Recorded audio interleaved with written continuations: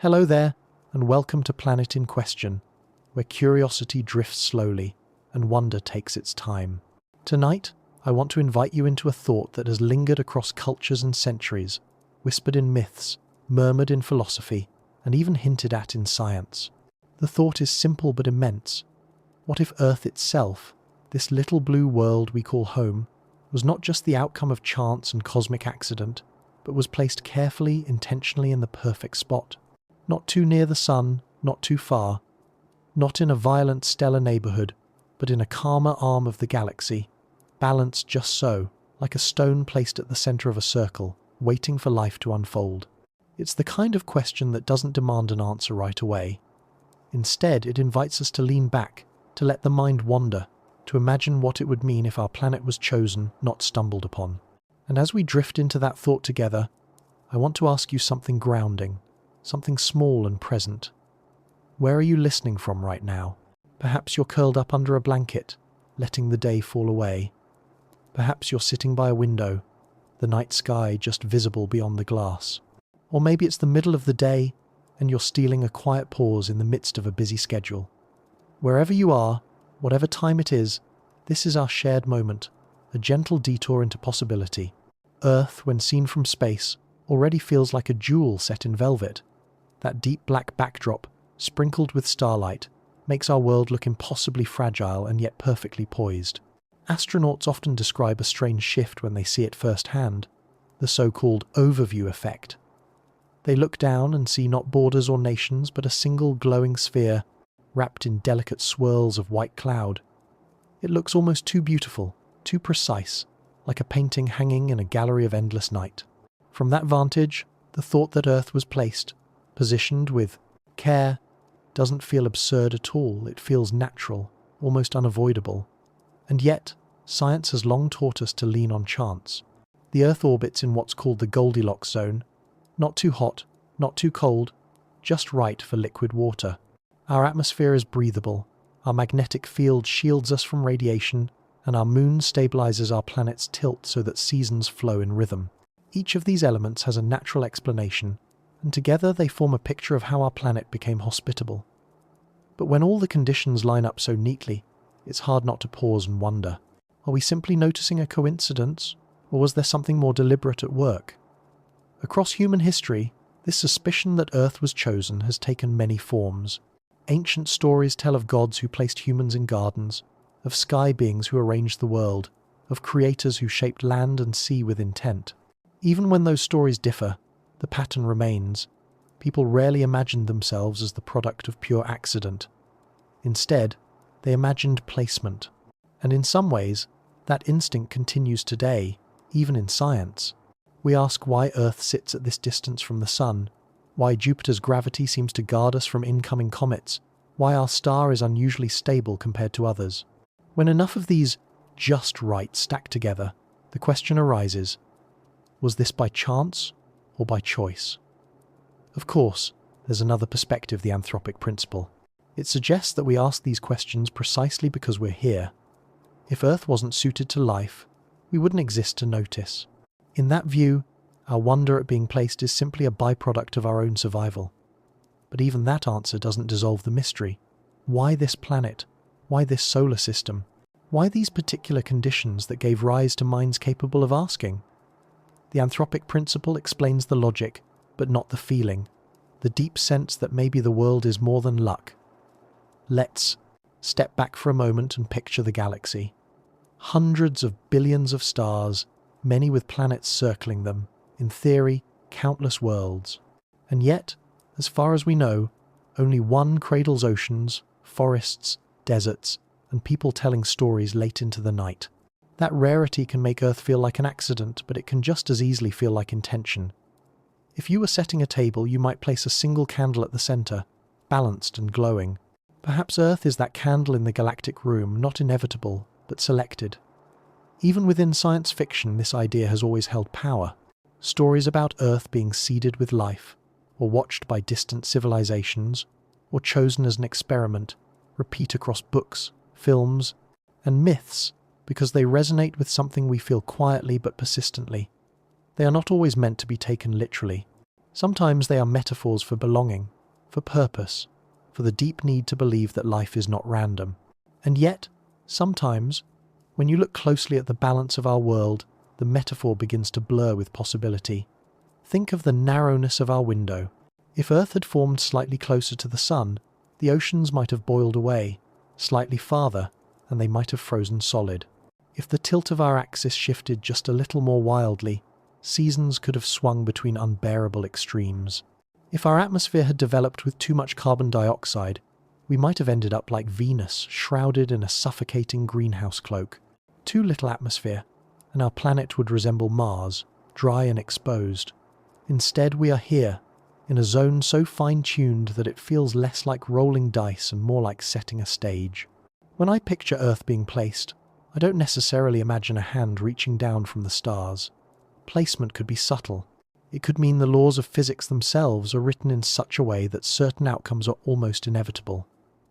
Or it could mean that life, when it finds the right conditions, always feels as though it was invited.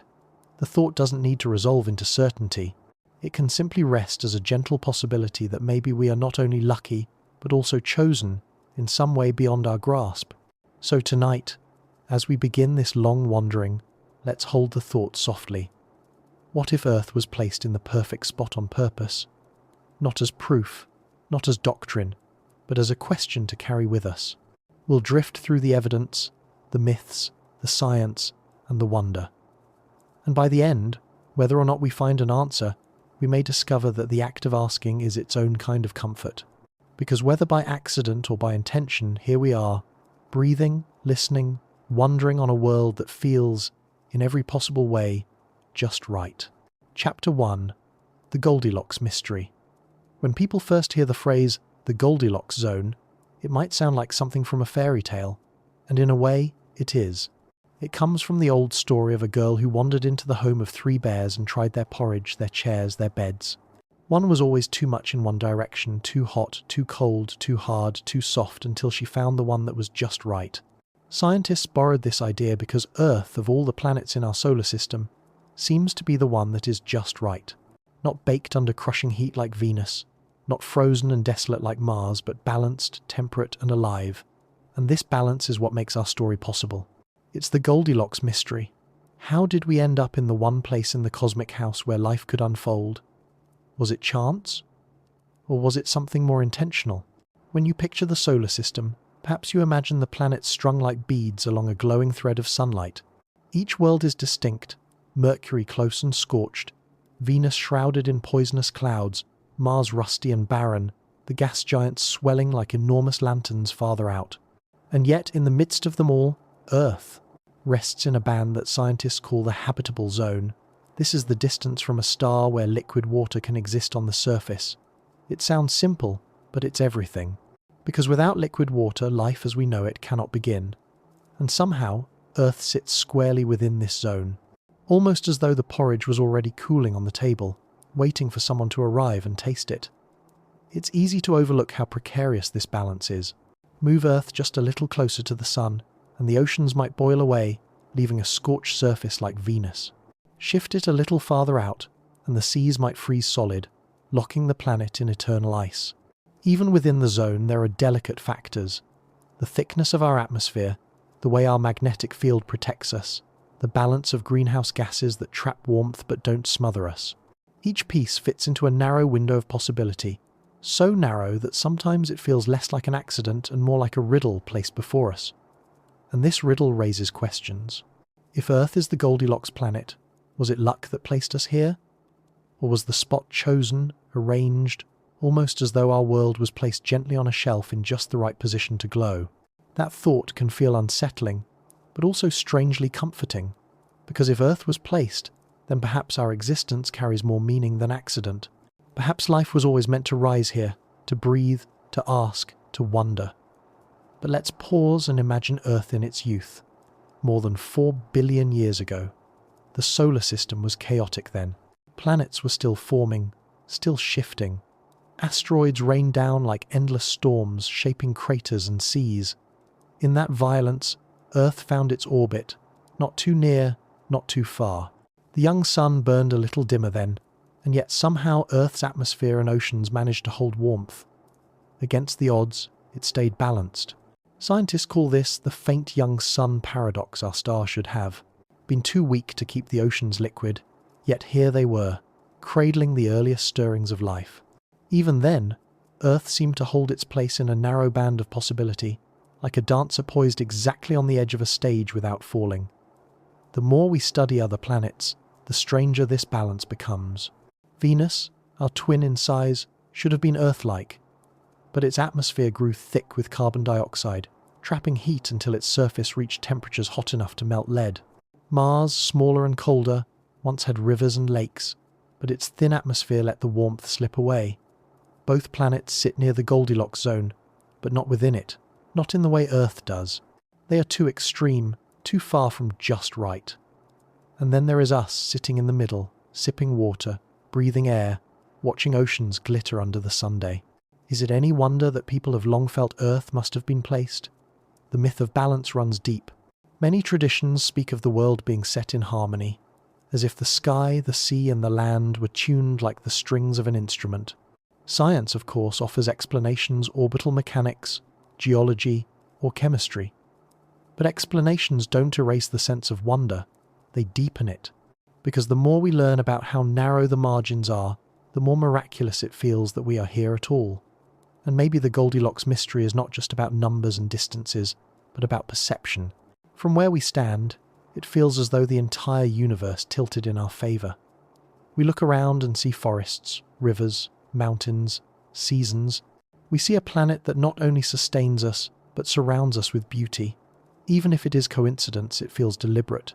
It feels like a table laid out with care, a place set just for us. Perhaps that feeling is the echo of placement, whether real or imagined. Of course, skeptics remind us that we might be biased. We are here because Earth allows it. If Earth were inhospitable, we would not be here to ask these questions. And yet, the bias does not dissolve the mystery. It only reframes it. Why this planet? Why this distance? Why these conditions that allowed minds to blossom, that allowed the Goldilocks story to be told at all? Chance may explain it, but chance feels thin when you stand under the night sky and realize how rare our situation truly is. So, the Goldilocks mystery lingers. Earth is not the only world in the universe, but it is, for us, the perfect one. Was it always destined to be so? Or did we simply arrive at the right time, in the right place, lucky beyond measure? The answer might never be clear. But perhaps clarity is not the point.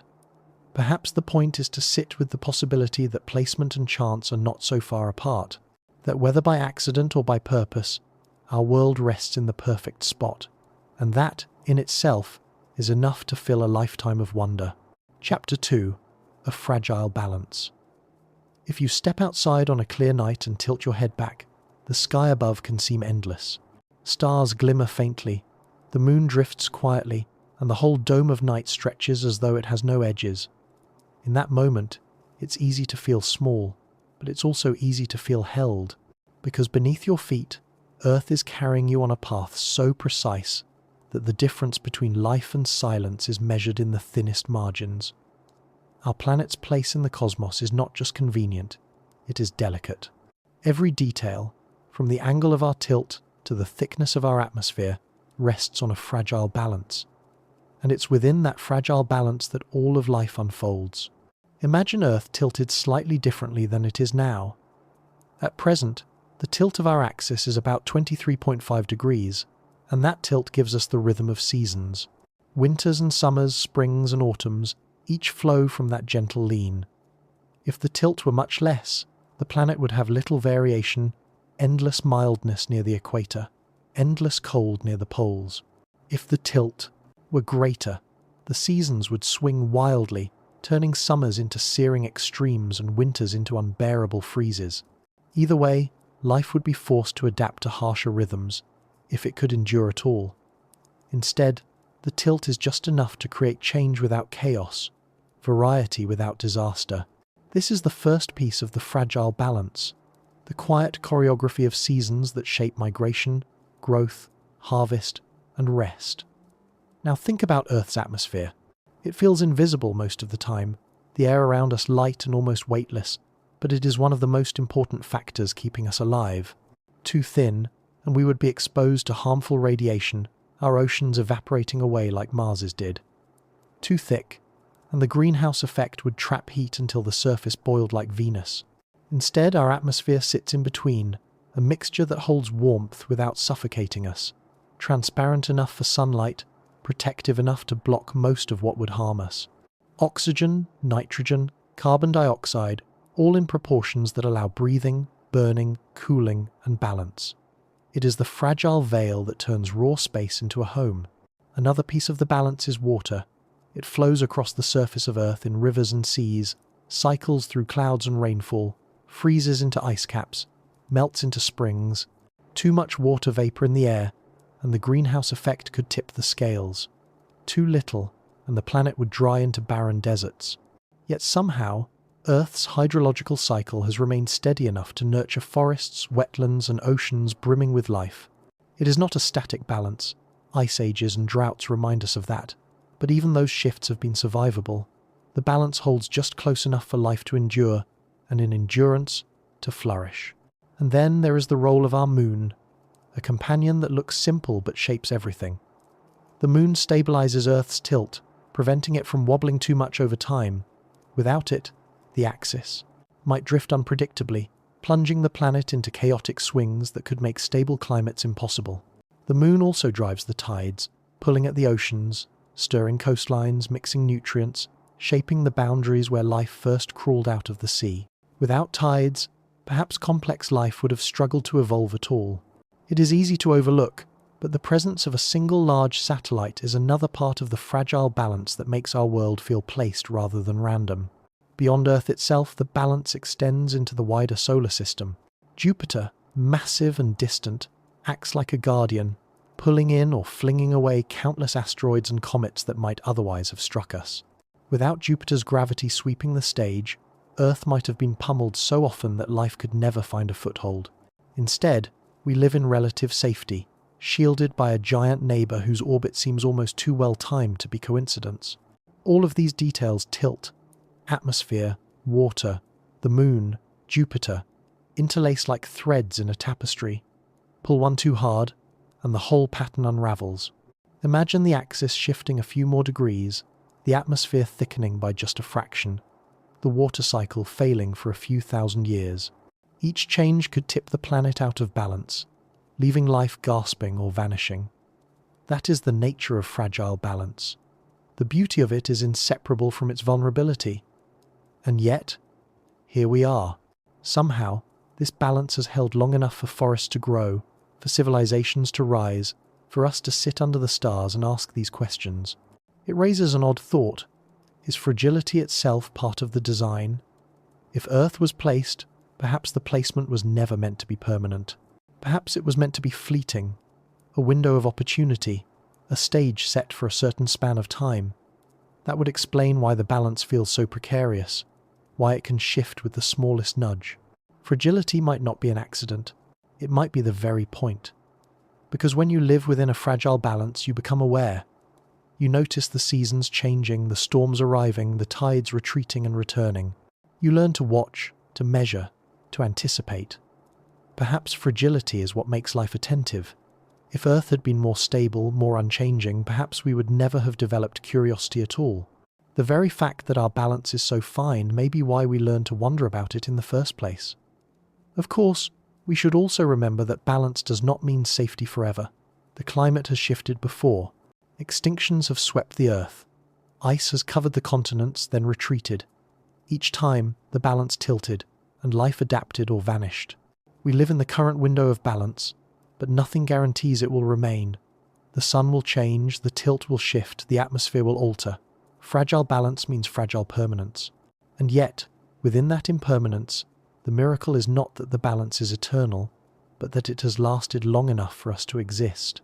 So, when we speak of Earth being placed, perhaps we should picture not a perfect lock but a delicate perch. A bird resting on a branch, swaying slightly but steady enough to sing.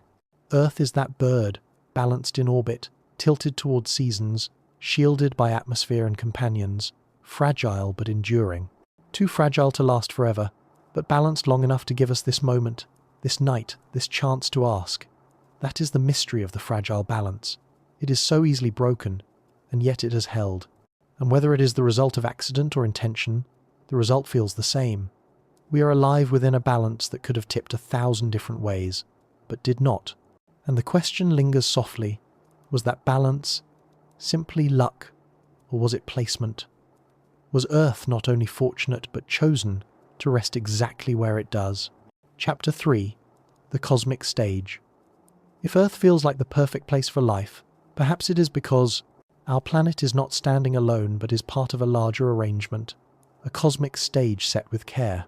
When you think about a theatre, the play is only possible because of the design of the stage, the lights above, the scenery behind, the sound and space that carry the actors' voices. In the same way, Earth's story is possible not only because of what the planet itself offers, but also because of where it sits and how the larger solar system seems to hold it in balance. Every element, from the warmth of the sun to the pull of distant planets, feels like part of a set carefully constructed, as if to say, here is the stage, now let life begin. Consider first the sun, the star around which everything revolves. It is not the largest star in the galaxy, nor the brightest, but it is steady. Many stars burn too hot and live too briefly, flaring in violent bursts before collapsing. Others are so faint that they offer little warmth, leaving any nearby planets frozen and still. Our sun belongs to a middle class of stars, a yellow dwarf, stable and consistent. Its light is gentle enough, not to scorch but strong enough to nourish. For billions of years it has offered a steady flow of energy, neither too much nor too little, almost like the stage lights that come on at the beginning of a performance and remain unwavering until the final act. Without that constancy, life would never have had the time to emerge and evolve. Now look at Earth's orbit, nearly circular, not swinging too close or too far. Many planets in the galaxy may trace eccentric paths around their stars, baking on one side of their year and freezing on the other. But Earth's path is smooth, keeping the climate relatively stable. That smoothness, too, is part of the stage. It is as if Earth is a dancer moving gracefully across the floor, her steps measured, her distance from the spotlight carefully kept. Even slight differences in orbital shape could have made our world much harsher, but instead we circle, in calm rhythm. Then there is the moon, Earth's constant companion. From our perspective it is familiar, almost ordinary, but when you step back, it is unusual for a planet our size to have such a large moon. And this moon does more than decorate our night sky. It stabilizes Earth's tilt, keeping our seasons regular and predictable. It pulls at the oceans, stirring tides, creating rich coastal zones where life once flourished in tidal pools. It may even have influenced the development of early intelligence, as creatures learn to track the cycles of moonlight, to measure time, to anticipate. On the cosmic stage, the moon is like a hidden hand adjusting the scenery so that the performance can flow. Beyond the moon, consider Jupiter, immense and distant. Jupiter's gravity is so powerful that it sweeps away or captures countless comets and asteroids. Without Jupiter, Earth might have faced endless bombardments, each one capable of erasing the fragile beginnings of life. Instead, the stage was cleared enough for the play to continue. Jupiter is like a quiet stagehand, unseen by the audience, moving obstacles out of the way so that the performance is not interrupted. Saturn, too, plays a role, its gravity shaping the outer solar system. Even far from view, these giants hold their places, and in doing so, they protect the smaller worlds inside. And all of this unfolds in a relatively calm neighborhood of the galaxy. The Milky Way is vast, filled with star clusters, black holes, violent bursts of radiation, and collisions of galaxies. Many regions are too dangerous, too chaotic, for life to survive. But Earth orbits in a quieter arm, far from the bustling core, in a zone where radiation is lower, where stars are spaced wide enough to avoid frequent disasters. Here, in this galactic suburb, Earth rests quietly, undisturbed, able to hold on to its fragile balance. A stage is not only about what is present, it is also about what is absent. The absence of chaos, the absence of frequent catastrophe, is part of the reason Earth has endured. When you look at all these pieces together, the sun's steadiness, Earth's gentle orbit, the moon's stabilizing pull, Jupiter's protection, in the galaxy's calm corner, it begins to feel less like a random collection of circumstances and more like arrangement. Each element plays a role, each one contributes, and together they form a setting where life can unfold. The cosmic stage is not simple. It is layered, intricate, filled with details, and yet it holds together as if waiting for someone to step into the light. What makes this even more striking is how rare it seems to be. As astronomers search for exoplanets, they find many worlds, some large and gaseous, some rocky and small, some inhabitable zones, others far outside. But when you add up all the conditions: distance from the star, stability of orbit, presence of a moon, protective giants nearby, calm galactic environment, the list narrows quickly. Worlds that meet all the criteria seem rare, perhaps even precious. If Earth were just one of countless identical stages, maybe it would not feel so mysterious. But if Earth is one of very few, then the sense of being placed, being chosen, deepens. And yet, we must remind ourselves, rarity is not the same as intention. It is possible that the cosmos simply contains billions of stages, most of them empty, and we happen to be on the one that worked. That is the safe explanation, the one that leans on numbers and probability.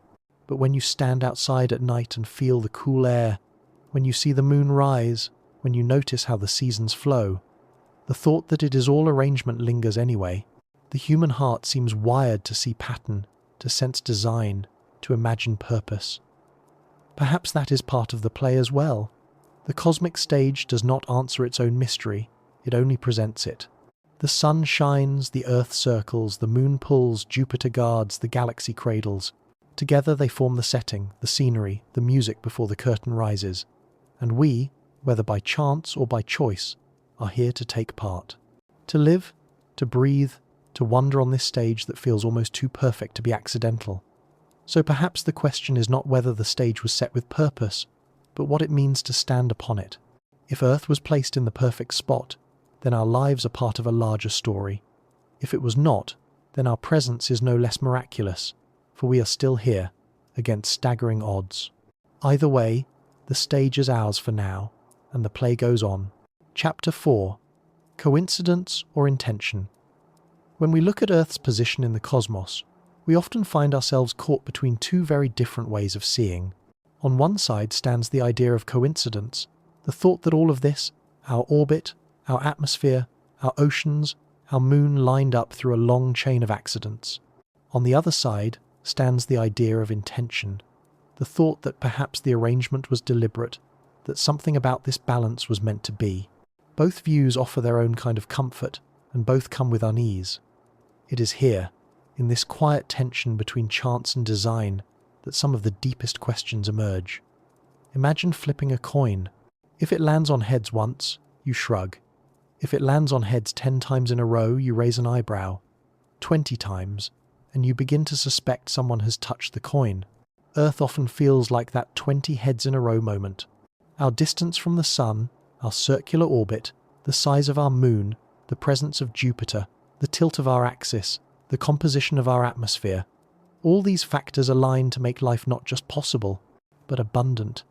Scientists call this the Goldilocks principle, but the deeper question is whether the Goldilocks outcome is a stroke of chance or the mark of placement. From a scientific view, coincidence has strong footing.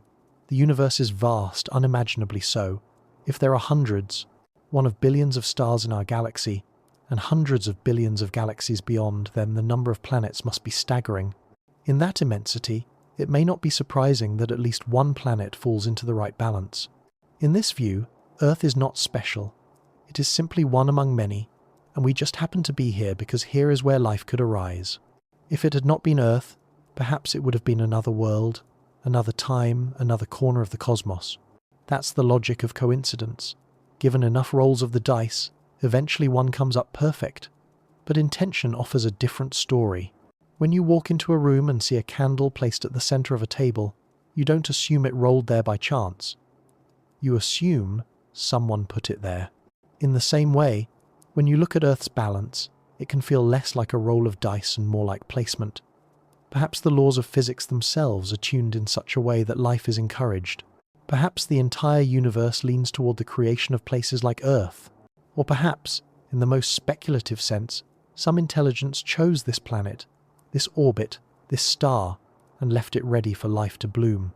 What makes the question more complex is that both explanations are possible. Coincidence cannot be dismissed, because probability alone allows for rare alignments. Intention cannot be dismissed either, because the alignment is so delicate that it invites wonder. When you place the two side by side, they do not cancel each other. They hover together, each offering a whisper of truth. Maybe the universe is random, and we are simply lucky. Maybe the universe is arranged, and we are meant to be here. Perhaps both, in ways we cannot yet understand. The anthropic principle, often cited by scientists, tries to resolve this by saying we see the universe as balanced because we are here to see it.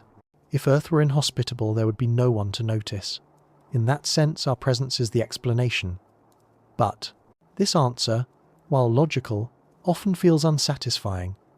It explains the why of our noticing, but not the why of Earth's balance. It tells us we should not be surprised to find ourselves on a life-friendly planet, but it doesn't ease the deeper feeling that the balance itself is improbable. It's like saying the coin came up heads 20 times because otherwise you wouldn't be watching the coin at all. True, but it leaves the suspicion intact. Intention, meanwhile, comes with its own weight. If Earth was placed, then who placed it? And why? Was it a cosmic intelligence, setting planets like pieces on a board? Was it the universe itself, guided by laws we barely glimpse? Was it something beyond imagination, beyond words? Intention can feel comforting, because it suggests we are not an accident.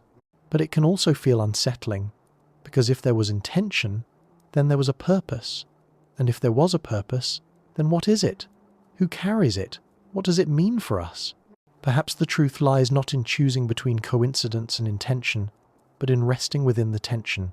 The universe may be vast enough for chance to explain our existence, but it is also mysterious enough to leave room for purpose. To sit within that uncertainty is to hold both humility and wonder. Humility, because we may be one planet among billions. Wonder, because even if we are, the fact that life flourished here at all feels extraordinary. When you look up at the stars, you are not forced to choose. You can let both possibilities breathe. You can imagine the universe rolling its countless dice, scattering outcomes until life appeared here. And you can also imagine that perhaps the dice themselves were crafted, designed to eventually land this way. In one view, we are the product of random chance. In another, we are part of a story that was always meant to unfold.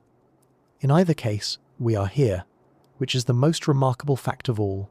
Coincidence or intention, accident or purpose, the result is the same.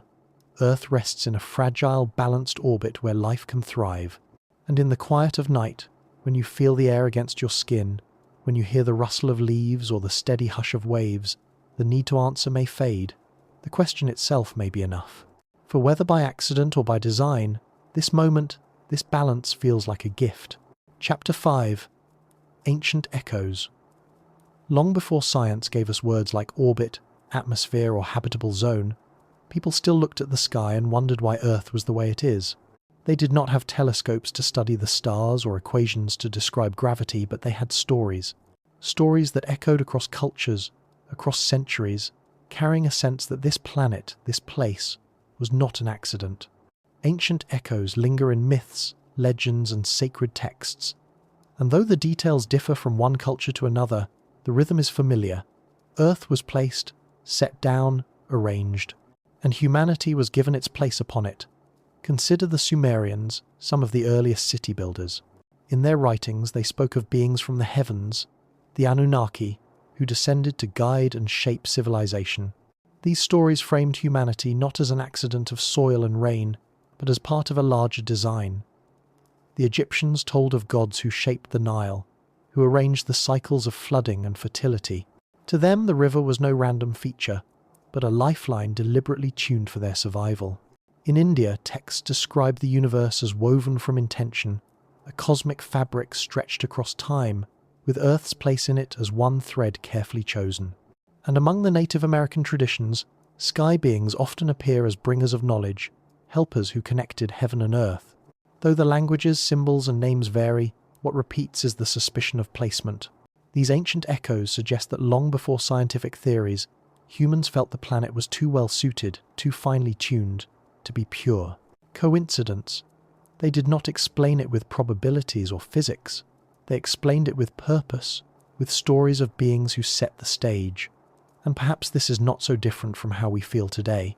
When we speak of the Goldilocks zone, when we marvel at the perfect balance of atmosphere, when we study the way Jupiter shields us, we are echoing the same sense of wonder. The language has changed, but the feeling has not. Ancient myths spoke of gods arranging Earth. Modern science speaks of conditions aligning. Both, in their way, suggest a mystery deeper than we can touch. It is worth asking why this feeling repeats. Why, across continents and centuries, humans keep telling stories of placement. Perhaps it is because we are creatures of pattern. We notice when things align, when rivers bring fertility, when stars return in cycles, and when those patterns shape our survival, we cannot help but imagine purpose behind them. If the floods arrive in rhythm, it feels arranged. If the moon returns in phases, it feels deliberate. If the earth itself carries us in balance, it feels chosen. The mind leaps naturally to the idea of design, of placement. But maybe there is something more than instinct at work. Imagine being an ancient farmer, standing in a field at dawn, watching the sun rise over the horizon. You know your crops depend on the sun's return, on the rains that fall, on the river that flows nearby. Everything feels precarious, fragile, and yet it works. The seasons turn, the river rises, the soil gives. Would you think this was chance? Or would you think the world had been arranged for you, that someone, somewhere, placed you in a land that could sustain you? In that quiet moment, with the light spreading across the field, the thought of placement would not feel like fantasy. It would feel like truth. Even today, that sense lingers. We may know that the Nile floods because of rains upstream, that the moon orbits because of gravity, that the earth circles the sun in balance. But knowledge does not erase feeling. When we stand on a shoreline and watch the tide roll in, it still feels as though the world is tuned. When we look up and see constellations arching across the sky, it still feels as though the stars were placed. Ancient echoes speak not only to what people believed then, but to what we continue to feel now. And perhaps those echoes matter more than we admit. They remind us that the question of placement is not new. It has been with us since the beginning, since the first humans looked at the sky and wondered why it was so beautiful, so steady, so reliable. Myths and legends are not proof, but they are memory, reflections of the human attempt to make sense of a world that feels arranged. Whether you believe in divine hands or cosmic chance, the echoes are still here, whispering that we are part of something larger. In many ways, these stories carry a kind of humility. They place humans not as the center, but as participants in a story already unfolding. If Earth was placed, then so were we set here to live, to grow, to wonder. And that sense of belonging, of being meant to be here, is powerful. It explains why myths of placement endure, why they survive even in an age of science. They answer a need not just for explanation, but for meaning. So when we think about Earth being in the perfect spot, perhaps we are not the first to ask if it was arranged. Perhaps we are only the latest voices in a long chain of echoes, repeating the same question in different words. The Sumerians spoke of gods descending, the Egyptians of rivers arranged, the Hindus of a woven cosmos, the Native Americans of sky beings. We speak of habitable zones, of orbital mechanics, of probability. Different language, same echo. Why here? Why now? Why us? The answer may never be clear, but the echoes suggest that the question itself is part of who we are. To look at the world and feel it was placed, to sense intention in the balance of seasons and stars, is not simply ancient superstition. It is part of being human. It is part of noticing, of feeling the fragile balance of life, of sensing wonder in the ordinary. And perhaps, in the end, the echoes are the answer, not proof of placement, but proof of our longing to belong, to believe that Earth is not just where we ended up, but where we were meant to be. Chapter 6. Seeds from the Stars. When we think about life on Earth, we often imagine it as something that grew here from the beginning, like plants rising from soil or rivers carving their own paths. Yet, there is another possibility that lingers quietly at the edge of scientific thought and human imagination, that life did not start here at all. Instead, it may have been carried, seeded from somewhere else, drifting across the dark spaces between stars until it found a home. This idea, known as panspermia, paints Earth not as the cradle of life, but as the garden where seeds took root. And if Earth is the garden, then perhaps the soil, the water, the conditions were chosen, prepared, placed on purpose to nurture what arrived. Picture the early Earth, more than 4 billion years ago. It was not the calm, stable world we know now, but a place of fire and water, of violent collisions, of continents still unformed. The surface boiled with volcanic heat, the sky was thick with gases, asteroids struck again and again. In that chaos, it may seem unlikely that life could begin at all, and yet, the first traces of microbes appear in the record astonishingly early, almost as soon as the planet cooled enough to allow oceans. This quick arrival is a mystery. Did life spring up so fast from the raw materials of Earth itself, or was it already present, carried here from beyond? Comets and asteroids are not just chunks of ice and rock. They often contain organic molecules, the building blocks of life, amino acids, sugars, the kinds of chemistry needed for cells. Some scientists believe that when these bodies collided with Earth, they may have delivered more than destruction. They may have delivered the seeds. Imagine, then, the universe as a vast garden, scattering seeds across countless worlds. Some fall on barren rocks and fade, others land in fertile places, rich with oceans and warmth, and there they sprout. Earth may have been one of those fertile grounds, chosen not by hand but by suitability. And yet, when you look closely, suitability itself feels almost like arrangement. The thought of life arriving from elsewhere raises strange feelings. On one hand, it suggests we are connected to the stars, that our origins are not confined to one small planet but tied to the wider cosmos. On the other, it suggests Earth was prepared, waiting, a perfect ground for those seeds to grow. Was this chance? Or was it part of a larger process, a deliberate spreading of life across the universe? Perhaps an ancient civilization, long gone, once sent out probes or comets carrying microbes, hoping to plant life where it could thrive. Or perhaps life itself has a way of scattering naturally, riding starlight and stone, finding new homes again and again. In either case, Earth becomes not an accident but a recipient. Even if life began here, the seeds of possibility were shaped by the universe beyond. The elements that form our bodies, carbon, oxygen, nitrogen, iron, were forged in the hearts of stars that exploded long before Earth existed. We are, quite literally, made of stardust. Every atom in us was placed here by processes that stretch back billions of years, across galaxies and lifetimes of suns. So even if panspermia is not the answer, we are still seeded from the stars. Our blood carries iron from ancient supernovae. Our bones hold calcium once burned in stellar cores. The very breath we take is part of a chain that began in cosmic furnaces. In that sense, Earth was always destined to host life, because the seeds of life were written into the stars themselves. When you think of it this way, Earth feels less like an isolated miracle, and more like a chosen ground in a vast cosmic experiment. Perhaps life arises wherever it can, and planets like Earth are stages for it to unfold. But perhaps the rarity of balance, our orbit, our moon, our atmosphere, makes Earth one of the few true gardens. If so, then the fact that seeds landed here at all is remarkable. In an infinite universe, why here, why now, why us? The question circles back to the same quiet possibility. Maybe the garden was prepared, not random but placed with care.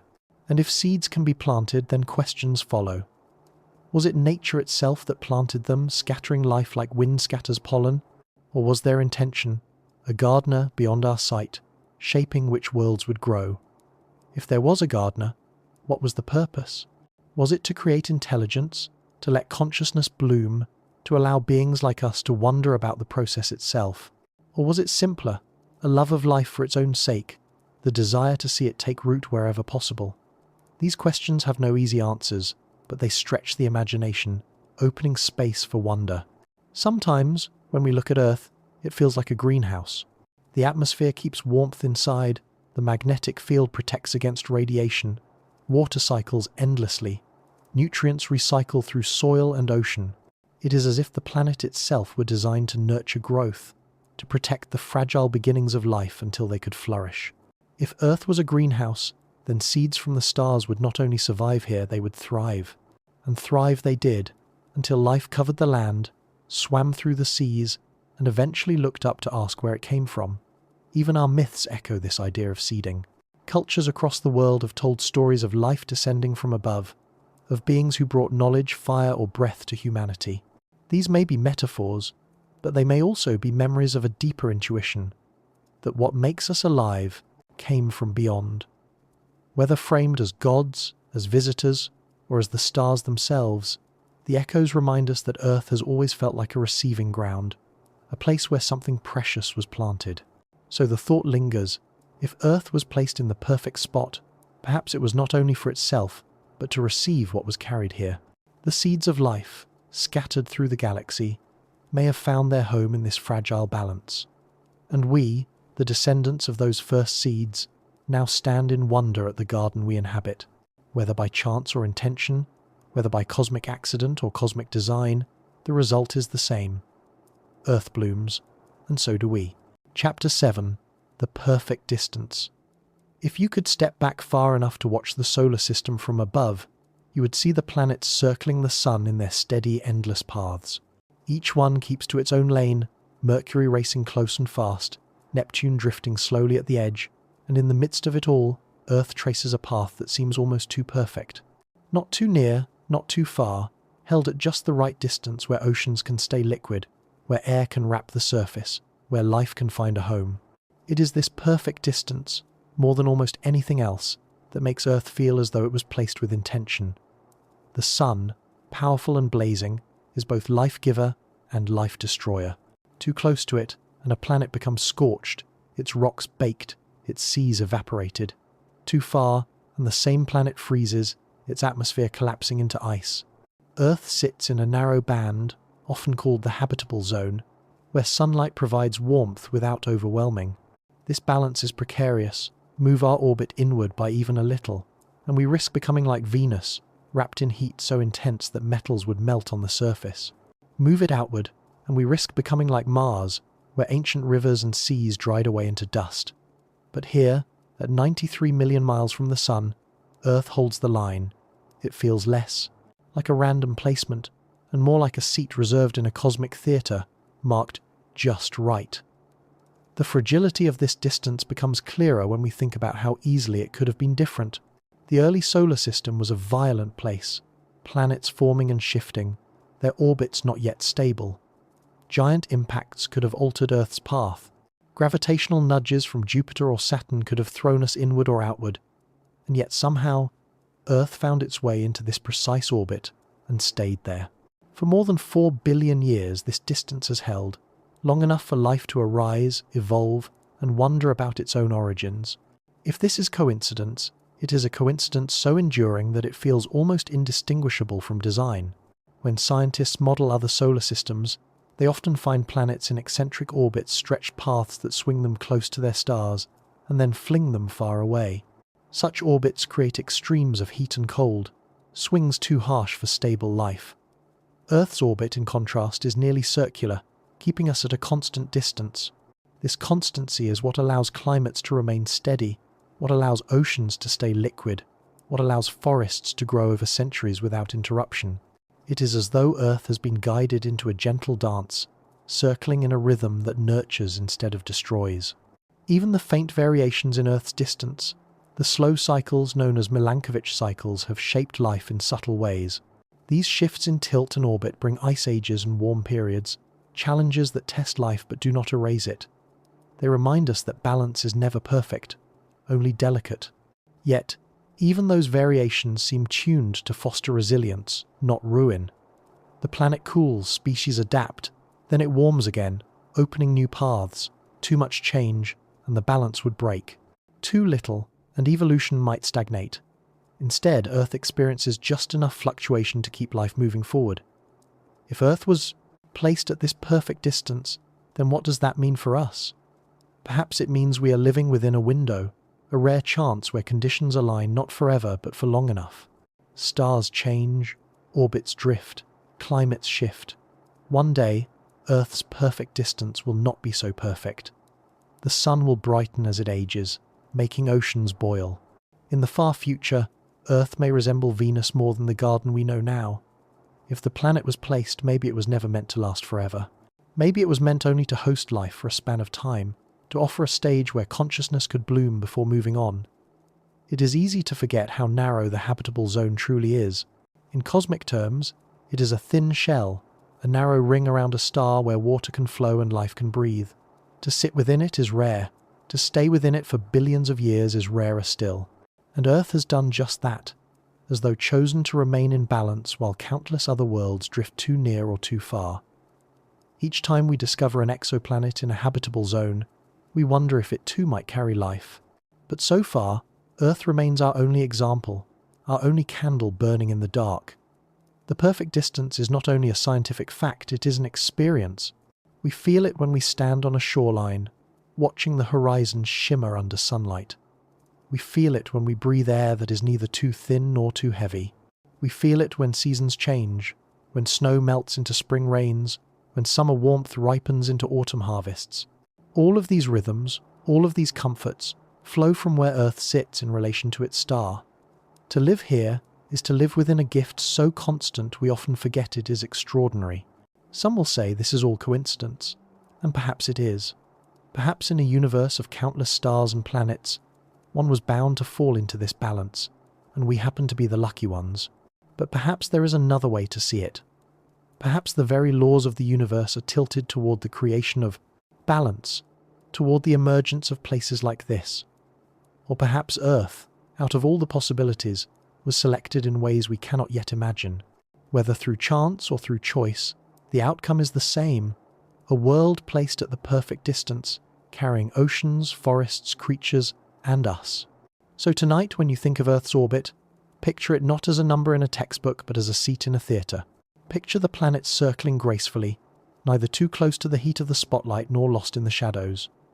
Picture it as a dancer holding position, as a candle burning at just the right length of wick. However you imagine it, the thought remains the same. Earth's distance is perfect, and whether that perfection is accident or intention, it is the reason we are here at all. Chapter 8. The Shield of the Sky. When we step outside and look up, we often forget that the sky above us is more than a backdrop. It is a shield, invisible yet essential, delicate yet powerful. The atmosphere is so familiar that it almost disappears from our awareness. We breathe it without thinking, we watch clouds drift through it without noticing. We feel the wind on our skin, without remembering that this thin layer of air is the difference between a living world and a silent one. Without the sky's shield, Earth would be unrecognizable, bare, battered, and likely barren. With it, the planet becomes a sanctuary, and when we think about Earth being placed in the perfect spot, we must also think about how the sky itself seems tuned to protect and nurture. The atmosphere stretches only a few hundred miles above the surface, which is nothing compared to the size of the planet. Yet within that fragile layer lies everything we depend on. Oxygen for our lungs, nitrogen to keep the mix breathable, carbon dioxide to trap just enough warmth, water vapor to bring clouds and rain. It is a recipe that seems astonishingly balanced. Add too much carbon dioxide, and the world overheats, as it did on Venus. Strip away the atmosphere, and the planet becomes a frozen desert, as Mars became. Earth rests in the middle, the mixture stable, the shield strong but not suffocating. This balance could easily have tipped, but it didn't. And that is what makes it feel less like accident and more like arrangement. The shield of the sky does more than provide air. It filters sunlight, letting through the wavelengths that nourish life while blocking the most dangerous rays. The ozone layer, delicate and unseen, absorbs ultraviolet radiation that would otherwise damage DNA and make the surface hostile. The air itself scatters light, creating the blue of our days, the colours of our sunsets, the softened glow that makes life not only possible but beautiful. Imagine if the sky were absent. The sun's light would strike harsh and unfiltered, shadows sharp, heat unbearable, radiation constant. The atmosphere doesn't just protect, it softens, it moderates. It makes the world gentle enough for living things to thrive. And then there is the atmosphere's role in warmth. Without it, Earth would be a frozen ball, its average temperature far below freezing. The greenhouse effect, often spoken of with worry today, is in fact what makes life possible. Gases like carbon dioxide and methane trap heat, keeping the surface warm enough for liquid water. On Venus, this effect went out of control, creating an inferno. On Mars, it collapsed, leaving a frigid desert. On Earth, it has been balanced for billions of years, long enough for life to spread. The greenhouse effect is not an accident. It is part of the shield, a blanket wrapped just tightly enough to keep us warm without smothering us. At least, until our own actions threaten to disturb it. The atmosphere also guards us from what falls from space. Every day, tiny meteoroids strike Earth's shield, burning up in streaks of light we call shooting stars. Without the atmosphere, each of those fragments would hit the surface, battering the planet constantly. Larger asteroids can still get through, but countless smaller ones never reach the ground. The shield protects us not only from radiation and cold, but from the endless rain of debris drifting through space. It is like a transparent armor, unseen but always at work. Perhaps the most subtle role of the atmosphere is in sound. Without air, there would be no voices, no music, no rustling leaves or waves crashing on shore. The atmosphere carries vibrations, turning silence into soundscapes. Imagine Earth without it, quiet beyond imagination, every step and every breath unheard. The shield does more than protect. It creates a world alive with sound, a world where communication and culture can exist. It shapes not only survival but experience. And beyond the atmosphere, another shield works invisibly: the magnetic field. Generated by Earth's molten core, this magnetic field extends far into space, deflecting charged particles from the sunday. Without it, solar winds would strip away the atmosphere itself, leaving Earth exposed as Mars is today. Instead, the magnetic field bends those particles, guiding them toward the poles, where they paint the sky with auroras. In this way, protection becomes beauty.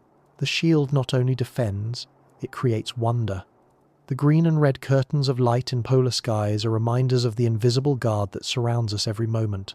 When we gather all these pieces, the balance of gases, the filtering of sunlight, the warming blanket, the burning of meteors, the carrying of sound, the deflection of solar winds, it becomes harder to see the atmosphere as mere coincidence. It feels like a design, a shield placed with intention. Earth is not the only planet with an atmosphere, but ours is rare in how perfectly it supports life.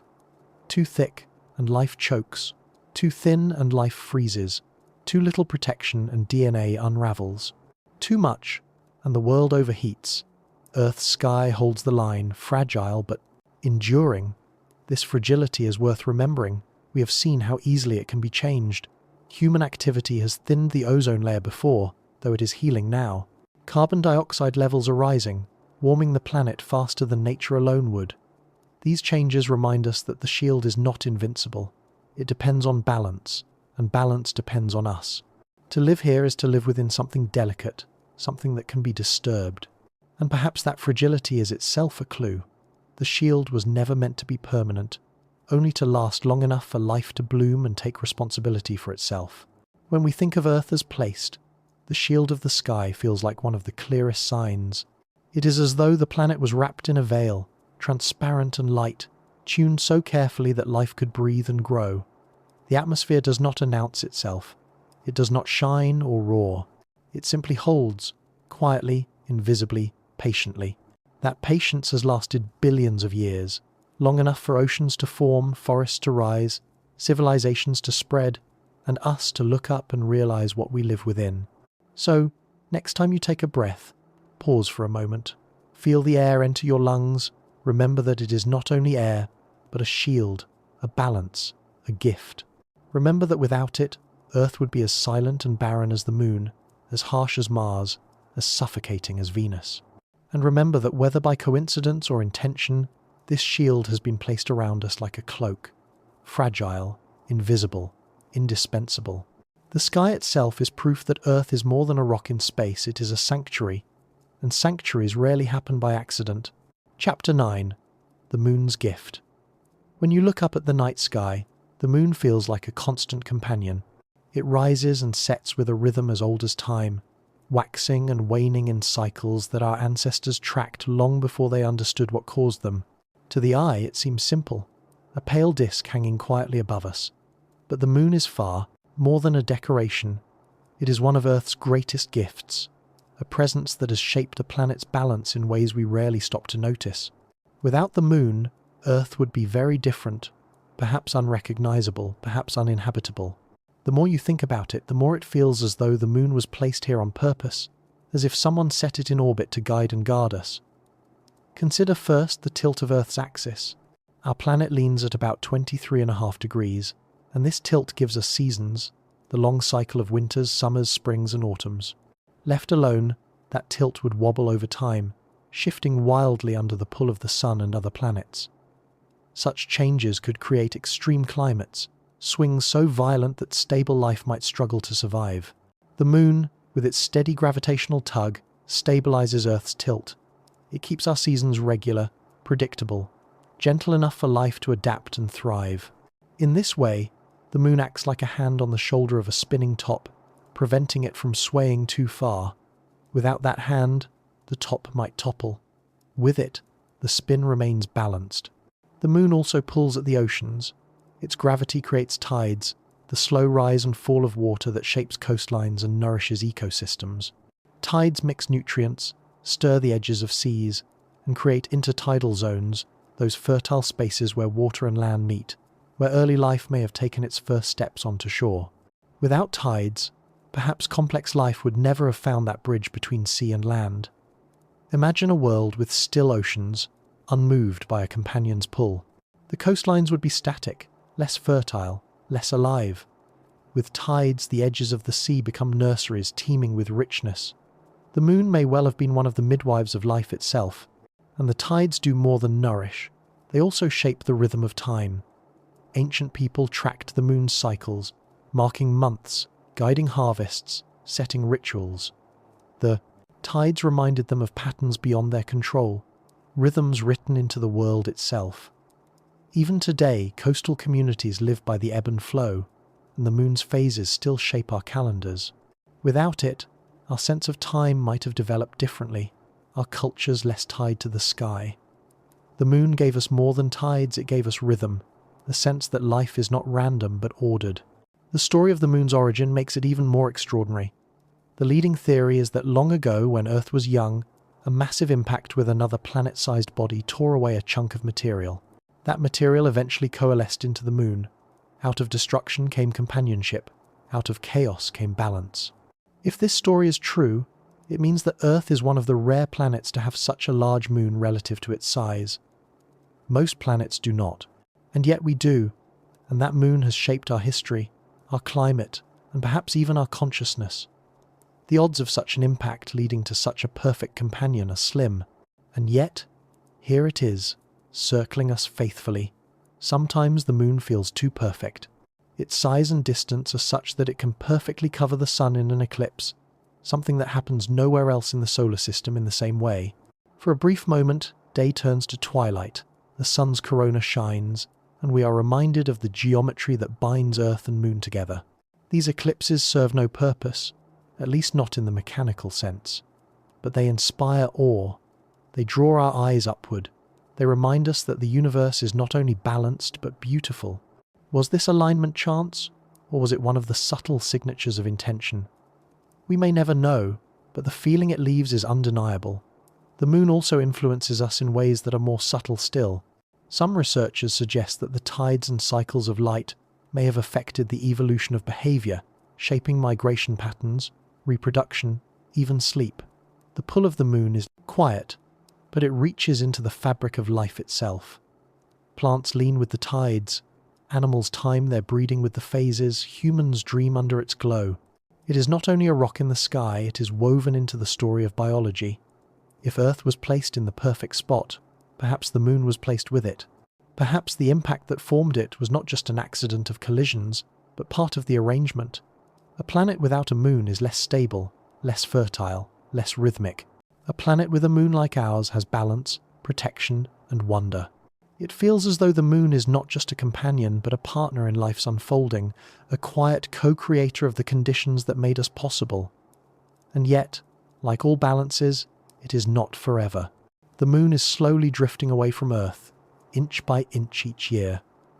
In the distant future, the tides will weaken, eclipses will end, and the relationship will change.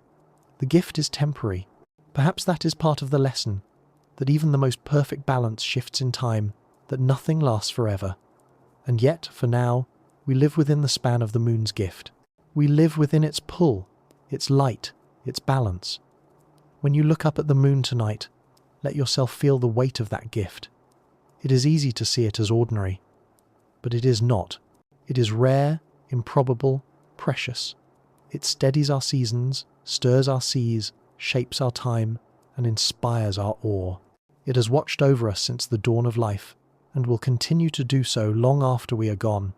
Whether by coincidence or intention, it feels as though it was placed for us. A lantern in the night, a hand on the planet, a partner in the dance of life. The moon is not just a rock in orbit, it is Earth's gift, and it is ours. Chapter 10. Jupiter, the Guardian Giant. When we think of Earth's protectors, our minds often go to things close at hand. The atmosphere shielding us from radiation, the moon steadying our tilt, the forests cleaning our air. Yet, one of Earth's most important guardians lies far away, hundreds of millions of miles from where we stand.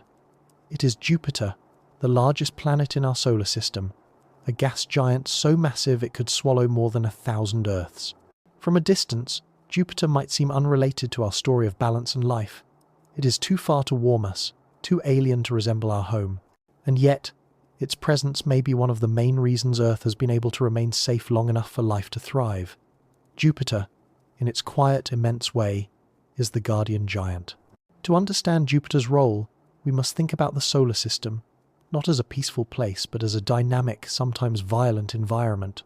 Space is filled with debris, asteroids, comets, fragments of rock and ice left over from the formation of planets. These objects roam in unpredictable paths, sometimes colliding with planets and moons. On Earth, we know what such collisions can do. 65 million years ago, an asteroid struck near what is now the Yucatan Peninsula, ending the age of the dinosaurs and opening the way for mammals to rise. Smaller impacts occur more often, and each one has the potential to bring devastation. If such collisions had happened more frequently, if Earth had been bombarded endlessly, life might never have had the chance to flourish. This is where Jupiter steps in. Jupiter's gravity is immense, stronger than that of any other planet. It acts like a cosmic vacuum cleaner, pulling in or deflecting countless asteroids and comets that might otherwise have crossed Earth's path. Many of these objects are drawn directly into Jupiter itself, disappearing into its clouds in flashes of energy. Others are thrown into new orbits, slingshotted away from the inner solar system entirely. Without Jupiter's presence, Earth would likely face a far higher rate of impacts, each one a potential reset button on evolution. Jupiter clears the stage so that life on Earth can continue its performance without constant interruption. We saw this guardianship in dramatic form in 1994, when a comet named Shoemaker-Levy 9 broke apart and crashed into Jupiter. Over several days, fragments of the comet struck the planet, leaving dark scars in its atmosphere, each one larger than Earth itself. It was a reminder that Jupiter continues to intercept threats even today. What might have been catastrophic for our world instead played out on a distant giant, safely far away. In those dark marks swirling across Jupiter's face, we could almost see the evidence of our protector at work. And Jupiter's role goes beyond simply catching debris. Its gravity also shapes the asteroid belt between Mars and itself, preventing those rocks from coalescing into another planet. Instead, they remain scattered, many trapped in stable regions by Jupiter's pull. The comets that sweep into the inner solar system often do so because Jupiter's gravity nudges them inward, but many more are flung back outward. Jupiter is both a gatekeeper and a sentinel, controlling the flow of objects that might otherwise roam unchecked. What makes this especially striking is how finely balanced the arrangement is. If Jupiter were smaller, its protective influence would be weaker, and more debris would reach Earth. If it were much larger, its gravity might destabilize the inner planets, pulling Earth's orbit into chaos. But Jupiter is just the right size, and at just the right distance to act as a shield without being a threat itself. This balance once again raises the same question: is it chance, or is it placement? Did the solar system simply evolve this way, or was it arranged so that Earth would have a guardian giant standing watch? From a human perspective, Jupiter also inspires awe in ways that feel almost spiritual. Its swirling storms, especially the Great Red Spot, have raged for centuries. Its bands of clouds stretch across a sphere more than 11 times the width of Earth. Its many moons, over 90 discovered so far, are like a miniature solar system of their own, some with icy surfaces that may conceal oceans, some with volcanic activity, some with landscapes as strange as science fiction. To gaze at Jupiter through a telescope is to feel the scale of the solar system, to sense the presence of something vast and ancient. And to know that this vastness also protects us gives the feeling of living under a watchful guardian, immense but benevolent. In ancient times, people did not know about Jupiter's gravitational role, but they still saw it as special. The Babylonians linked it to their god Marduk, king of the heavens. The Romans named it after Jupiter, their chief deity, the god of sky and thunder. Across cultures, Jupiter was associated with protection, rulership, and power. Perhaps they sensed, in some intuitive way, that this giant held a unique place in the cosmic order. Perhaps their myths were ancient echoes of the same truth we glimpse with science, that Jupiter is not just another planet, but a cornerstone of Earth's survival. Even so, Jupiter's protection is not absolute. Some impacts still reach Earth, reminders that guardianship does not mean invulnerability. The asteroid that ended the age of dinosaurs slipped past, reshaping history in a single day. And yet, even that catastrophe opened doors for new life, showing that protection and disruption both have roles to play in the unfolding of the story. Perhaps Jupiter's gift is not to prevent all danger, but to moderate it, to ensure that Earth's stage is not swept away entirely. It is a shield, but a porous one, allowing just enough change to keep life moving forward. When we consider all of this, the size, the distance, the role Jupiter plays, it becomes difficult not to wonder if its placement was intentional. A giant, perfectly sized, standing in just the right place to protect a fragile blue planet nearby. It feels like more than accident. It feels like a deliberate part of the stage, a pillar holding the theatre steady. Earth may be the dancer in the spotlight, but Jupiter is the unseen figure standing at the edge, making sure the performance can go on. So the next time you see Jupiter glowing faintly in the night sky, remember what it means. Remember that its gravity has swallowed countless threats before they could reach us. Remember that its presence has steadied the solar system, keeping Earth safe for billions of years. Remember that without it, we might not be here at all. And let yourself wonder, was this great guardian placed for us, chosen to stand watch, or is it simply the outcome of chance? Either way, the result is the same. Earth endures, life thrives, and the giant waits quietly in the distance, a protector we rarely notice but always need. Chapter 11. Patterns in the Universe. When we gaze at Earth and all the delicate balances that allow life to flourish here, the question often rises like a quiet echo. Is this world unique, or is it part of a larger pattern? To answer, we look outward, toward the stars. And what we find is both humbling and mysterious. In the past few decades, astronomers have discovered thousands of planets orbiting other stars. Some are giant gas worlds, some are rocky like Earth, some scorched by heat, others frozen in shadow. Among them, a few orbit in what we call the habitable zone, the narrow band where liquid water might exist. But as we compare these distant worlds to our own, we begin to see just how unusual Earth truly is. It is not simply that Earth exists, it is that it exists with so many conditions aligned at once. And this raises the deeper question, do we see a pattern, or are we looking at an exception that feels like a miracle? Consider first the sheer variety of exoplanets discovered. Some hug their stars so closely that their years last only a few days, their surfaces scorched into seas of molten rock. Others drift so far away that they are frozen giants, silent and dark. Many orbit stars that flare, unpredictably, bombarding them with radiation. Still others circle in eccentric paths, heating and freezing in cycles too harsh for stability. Against this backdrop, Earth stands out as calm, stable, enduring. Our orbit is nearly circular, our star is steady, our climate varied but survivable. In all the vast catalogue of worlds, we have yet to find another that mirrors this balance. Patterns exist, yes, but Earth does not fit neatly into them. This rarity invites two interpretations. One is that we have only just begun our search, that with time and better tools we will find many Earth-like worlds, each carrying the possibility of life.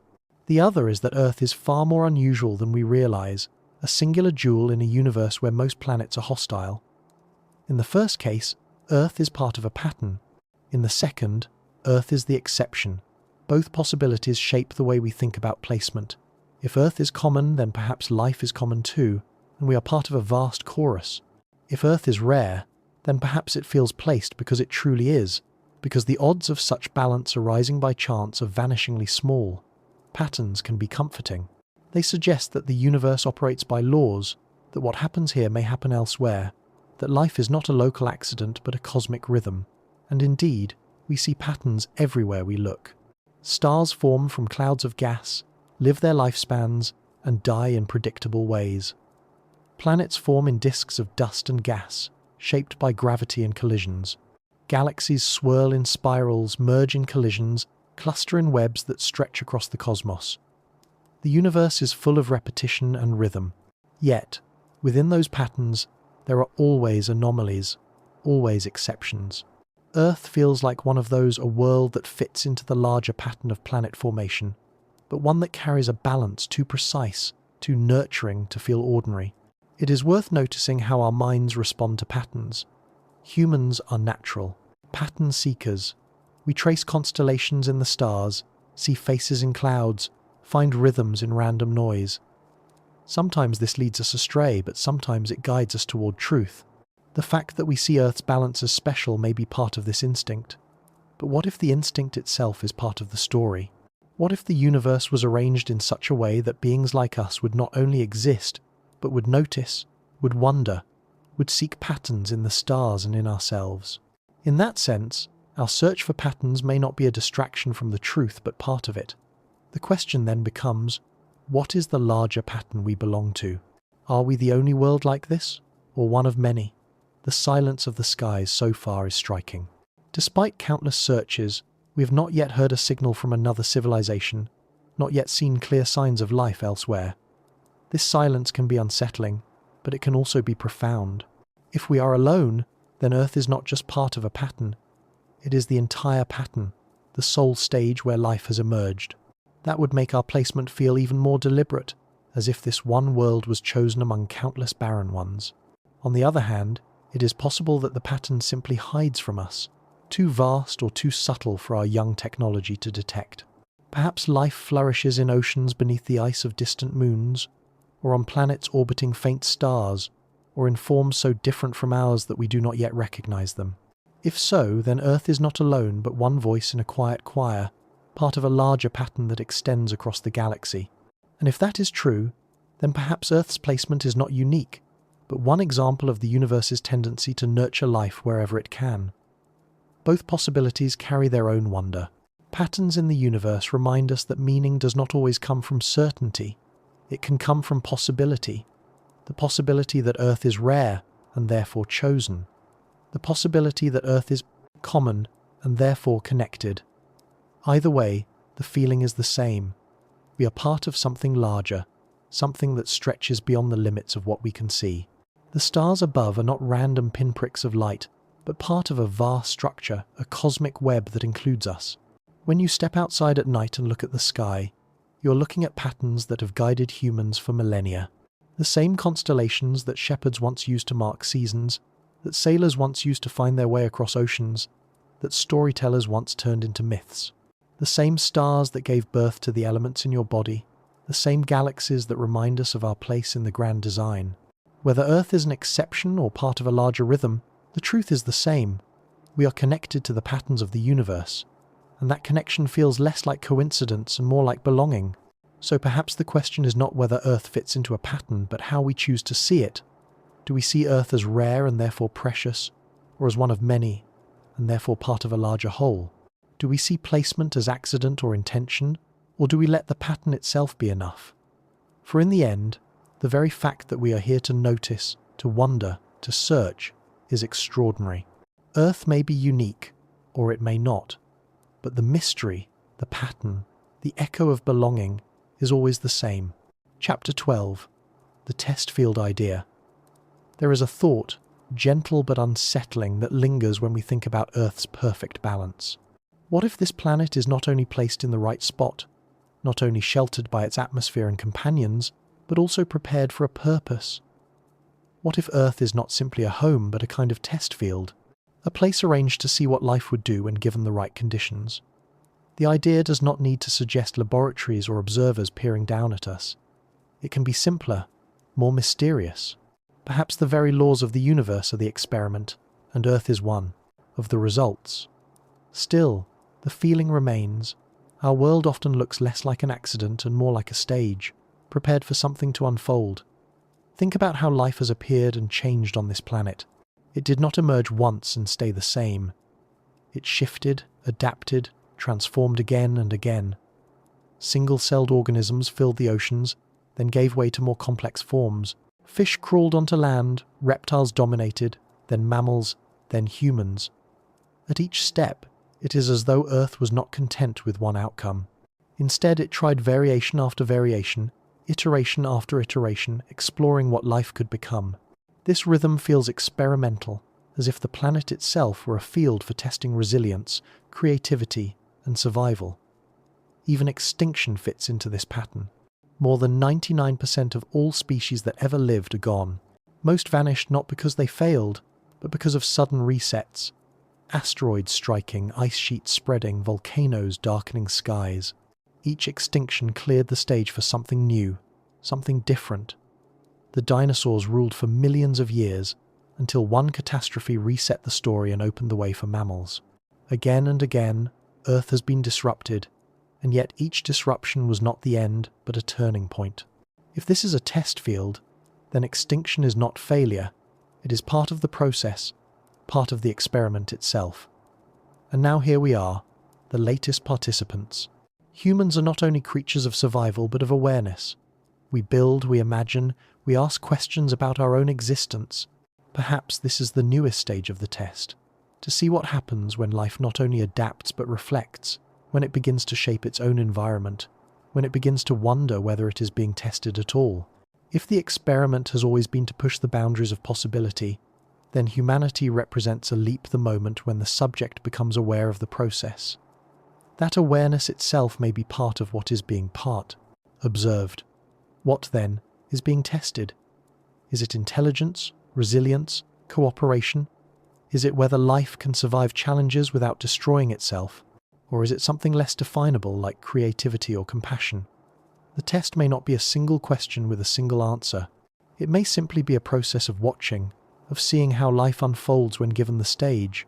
If so, then every detail of our existence, our struggles, our joys, our mistakes are not meaningless. They are data in the grand experiment. The ordinary, the daily, the personal, these too are part of the test field. The thought can be uncomfortable. To imagine Earth as a test field is to imagine ourselves as participants in something larger than we realize. It can feel as though we are being observed, measured, but it can also be comforting. For if Earth is a test field, then our lives are not random accidents drifting in an indifferent universe. They are part of a story, part of a process, part of something intentional.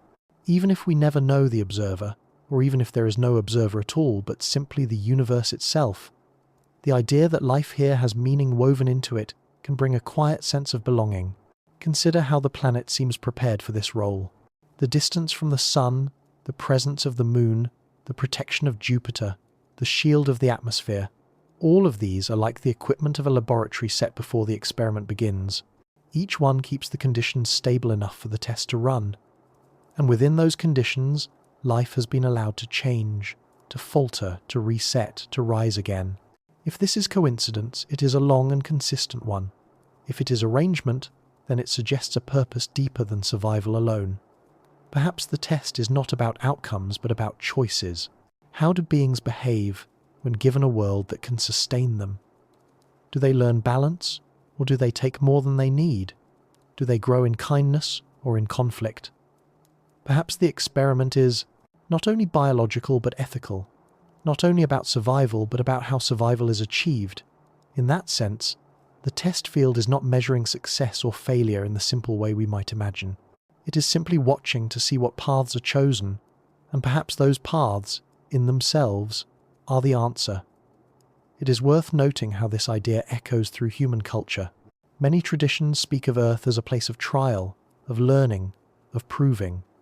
Religious texts often describe life as a test, a preparation for something beyond. Philosophies speak of growth through struggle, of meaning found in endurance.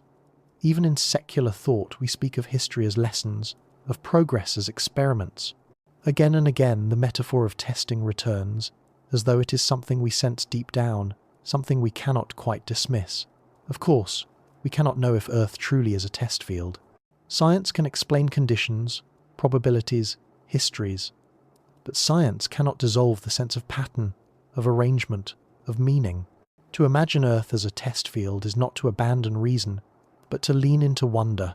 It is to admit that the balance of conditions, the rhythm of extinctions and rises, the presence of beings who question all of it together, feels like more than chance. It feels like a story unfolding, a process with intention behind it, even if that intention is hidden. And so we return to the question, was Earth placed in the perfect spot on purpose? If it was, perhaps it was not only to be a home, but to be a stage for testing, for trying, for unfolding. Perhaps every forest, every civilization, every quiet moment of reflection is part of that purpose. Whether or not we are aware of it, whether or not it is true, the thought carries weight. It gives our days significance. It turns our struggles into steps in a larger process. It makes the world feel less accidental and more deliberate. Tonight, as you sit with this thought, you might feel a mix of wonder and unease. That is natural. To live in a test field is to live with uncertainty, but it is also to live with meaning, to know that even in the smallest details of life, there may be value beyond what we see. Earth may be more than a planet. It may be an experiment in existence itself, placed carefully in the cosmos, waiting for life to rise, to fall, to wonder, and to ask these very questions. Chapter 13. Sudden Leaps in Humanity. When we trace the story of life on Earth, most of it moves slowly.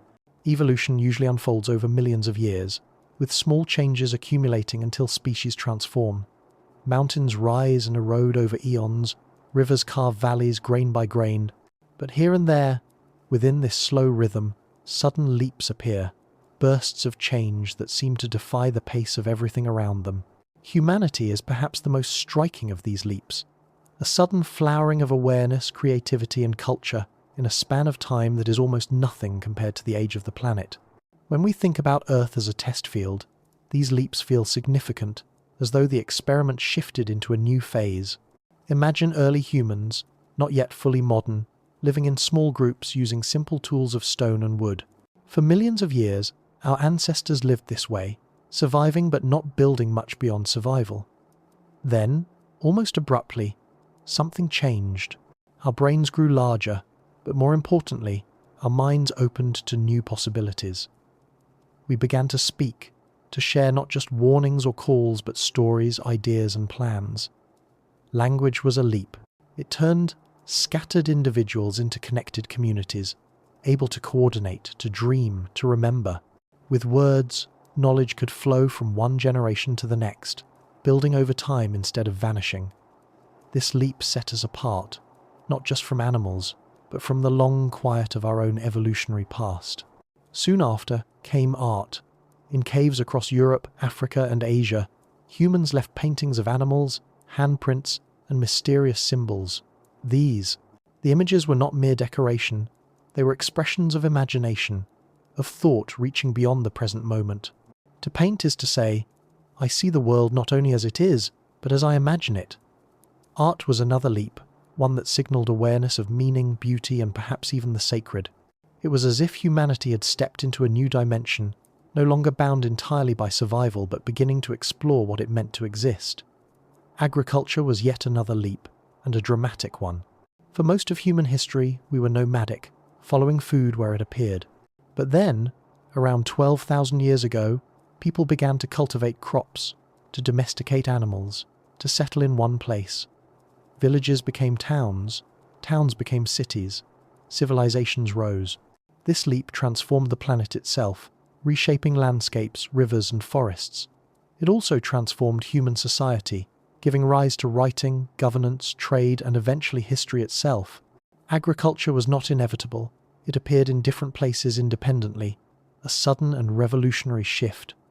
Once again, the test field seemed to shift into a new stage, with new questions to answer. Technology, too, has unfolded in leaps. The mastery of fire, the shaping of metals, the invention of the wheel, all were turning points. But none compare to the leap of the modern era. In just a few centuries, humanity went from horse-drawn carts to rocket ships, from letters carried by hand to voices transmitted instantly across oceans, from isolated communities to a planet-spanning web of connection. The scale of this leap is staggering. Compared to the millions of years before, the speed at which change now unfolds is almost beyond comprehension. If Earth is a test field, then humanity's sudden acceleration is perhaps its most fascinating chapter yet. These leaps raise questions. Why did they happen when they did? Why not earlier? Why not later? Was it coincidence that certain sparks ignited language here, agriculture, there, industry in another moment, or was something nudging the process along? If we imagine Earth as placed, as arranged for life to unfold, then perhaps these leaps are not accidents but milestones, markers of progress in an experiment designed to see how far life can go. Each leap is like a bell tolling, announcing a new phase of the test. Of course, there are explanations rooted in history and science. Climate shifts may have pushed humans to innovate agriculture. Social pressures may have driven the evolution of language. The abundance of resources may have allowed art to flourish.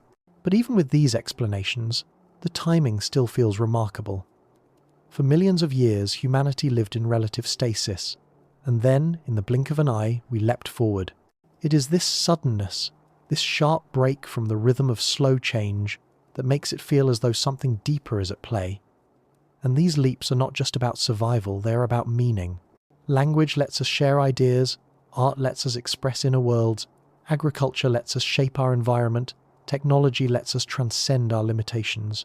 Each leap expands the horizon of what it means to be human.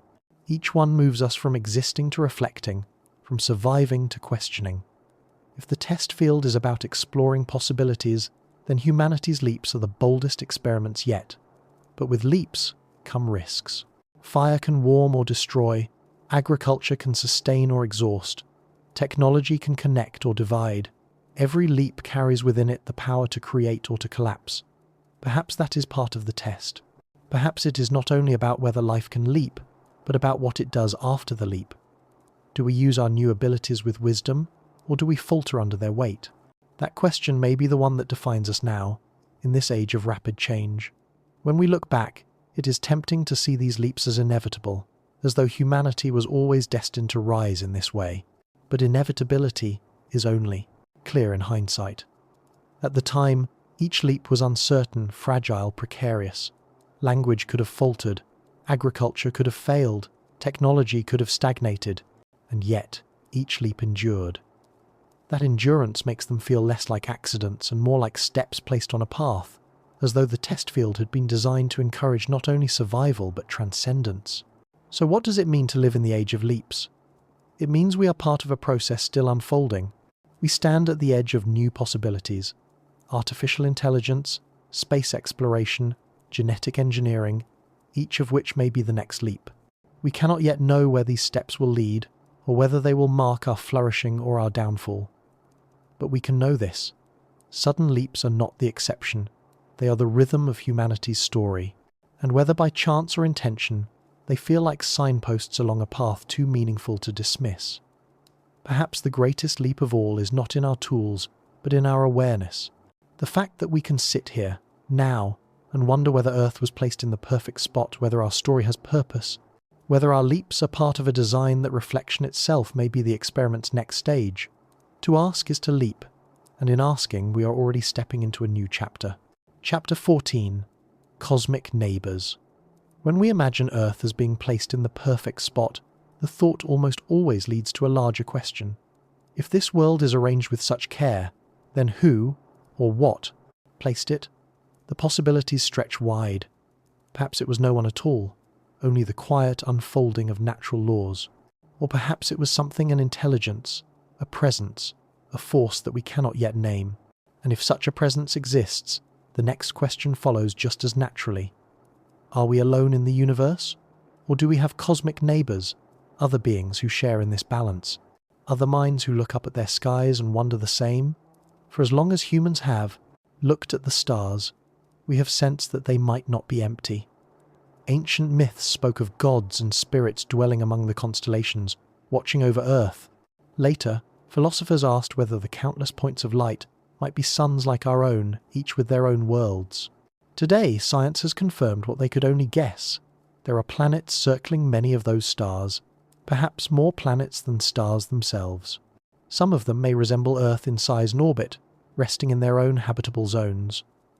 The universe does not seem short of opportunities for life, and yet, in all the searching, we have not found a single clear signal. The silence is vast, and in that silence, the question of neighbours grows louder. If Earth was placed, it is possible that we are not alone in this placement. Perhaps there are other worlds, set like candles in the dark, each one tuned to its own balance. If so, then the cosmos may be filled with neighbours we have not yet met, each one asking the same questions we ask, each one wondering whether they are part of a larger design. The idea is both thrilling and humbling. It suggests that our story is not singular, but part of a chorus, each voice unique, each voice part of the same pattern. But there is also the possibility that Earth is rare, perhaps even unique. The silence of the skies, the fact that we have not heard from anyone else, has led some to believe that life may be extraordinarily scarce. If so, then perhaps Earth was placed not as one of many gardens, but as the garden, the single test field among billions of barren stones. That would make us not only rare, but precious. It would mean that the responsibility of life rests heavily on our small world. The absence of neighbours would not diminish us. It would magnify the sense that Earth was chosen. Yet, even without evidence, the idea of neighbours persists. We send signals into space, hoping they might be heard. We scan the skies for radio transmissions, for signs of civilizations at work. We build telescopes to look for the faintest signatures of life in distant atmospheres. These searches are not just scientific, they are expressions of hope. They are confessions of a deep human longing to know that we are not alone, that the balance we see here is part of something larger. What would it mean if we found neighbours? It would mean that Earth's placement is not singular, but shared. It would suggest that the universe is full of intention, or at least full of opportunity, that life arises wherever it can, as though it is meant to. To meet another intelligence, even across the gulf of light years, would change how we see ourselves. We would no longer be the centre of the story, but participants in a vast community. And perhaps, in that community, we would recognise a shared purpose that each of us was placed to learn, to grow, to ask. What would it mean if we never find neighbours? Then the silence itself becomes an answer. It would mean that Earth is rare beyond imagination, a singular oasis in an endless desert. It would not prove intention, but it would strengthen the feeling that this balance is too extraordinary to be pure chance. If we are alone, then perhaps our role is not to join a chorus, but to be the first voice, the seed of something that may one day spread beyond Earth. In that case, our placement carries not just wonder, but responsibility. The responsibility to carry life forward into the wider universe. Perhaps, though, the truth lies in between. Perhaps there are neighbours, but they are distant or different or quiet. Perhaps they too are asking the same questions, scanning their skies, wondering why they have not heard from anyone else. If so, then we are not alone in our silence. We are part of a shared search, scattered across the stars, each world waiting, each world listening. And perhaps one day, the waiting will end, and the echoes of placement will connect across the void. Whether the neighbours exist or not, the act of asking changes us. It stretches our sense of belonging from the scale of nations to the scale of galaxies.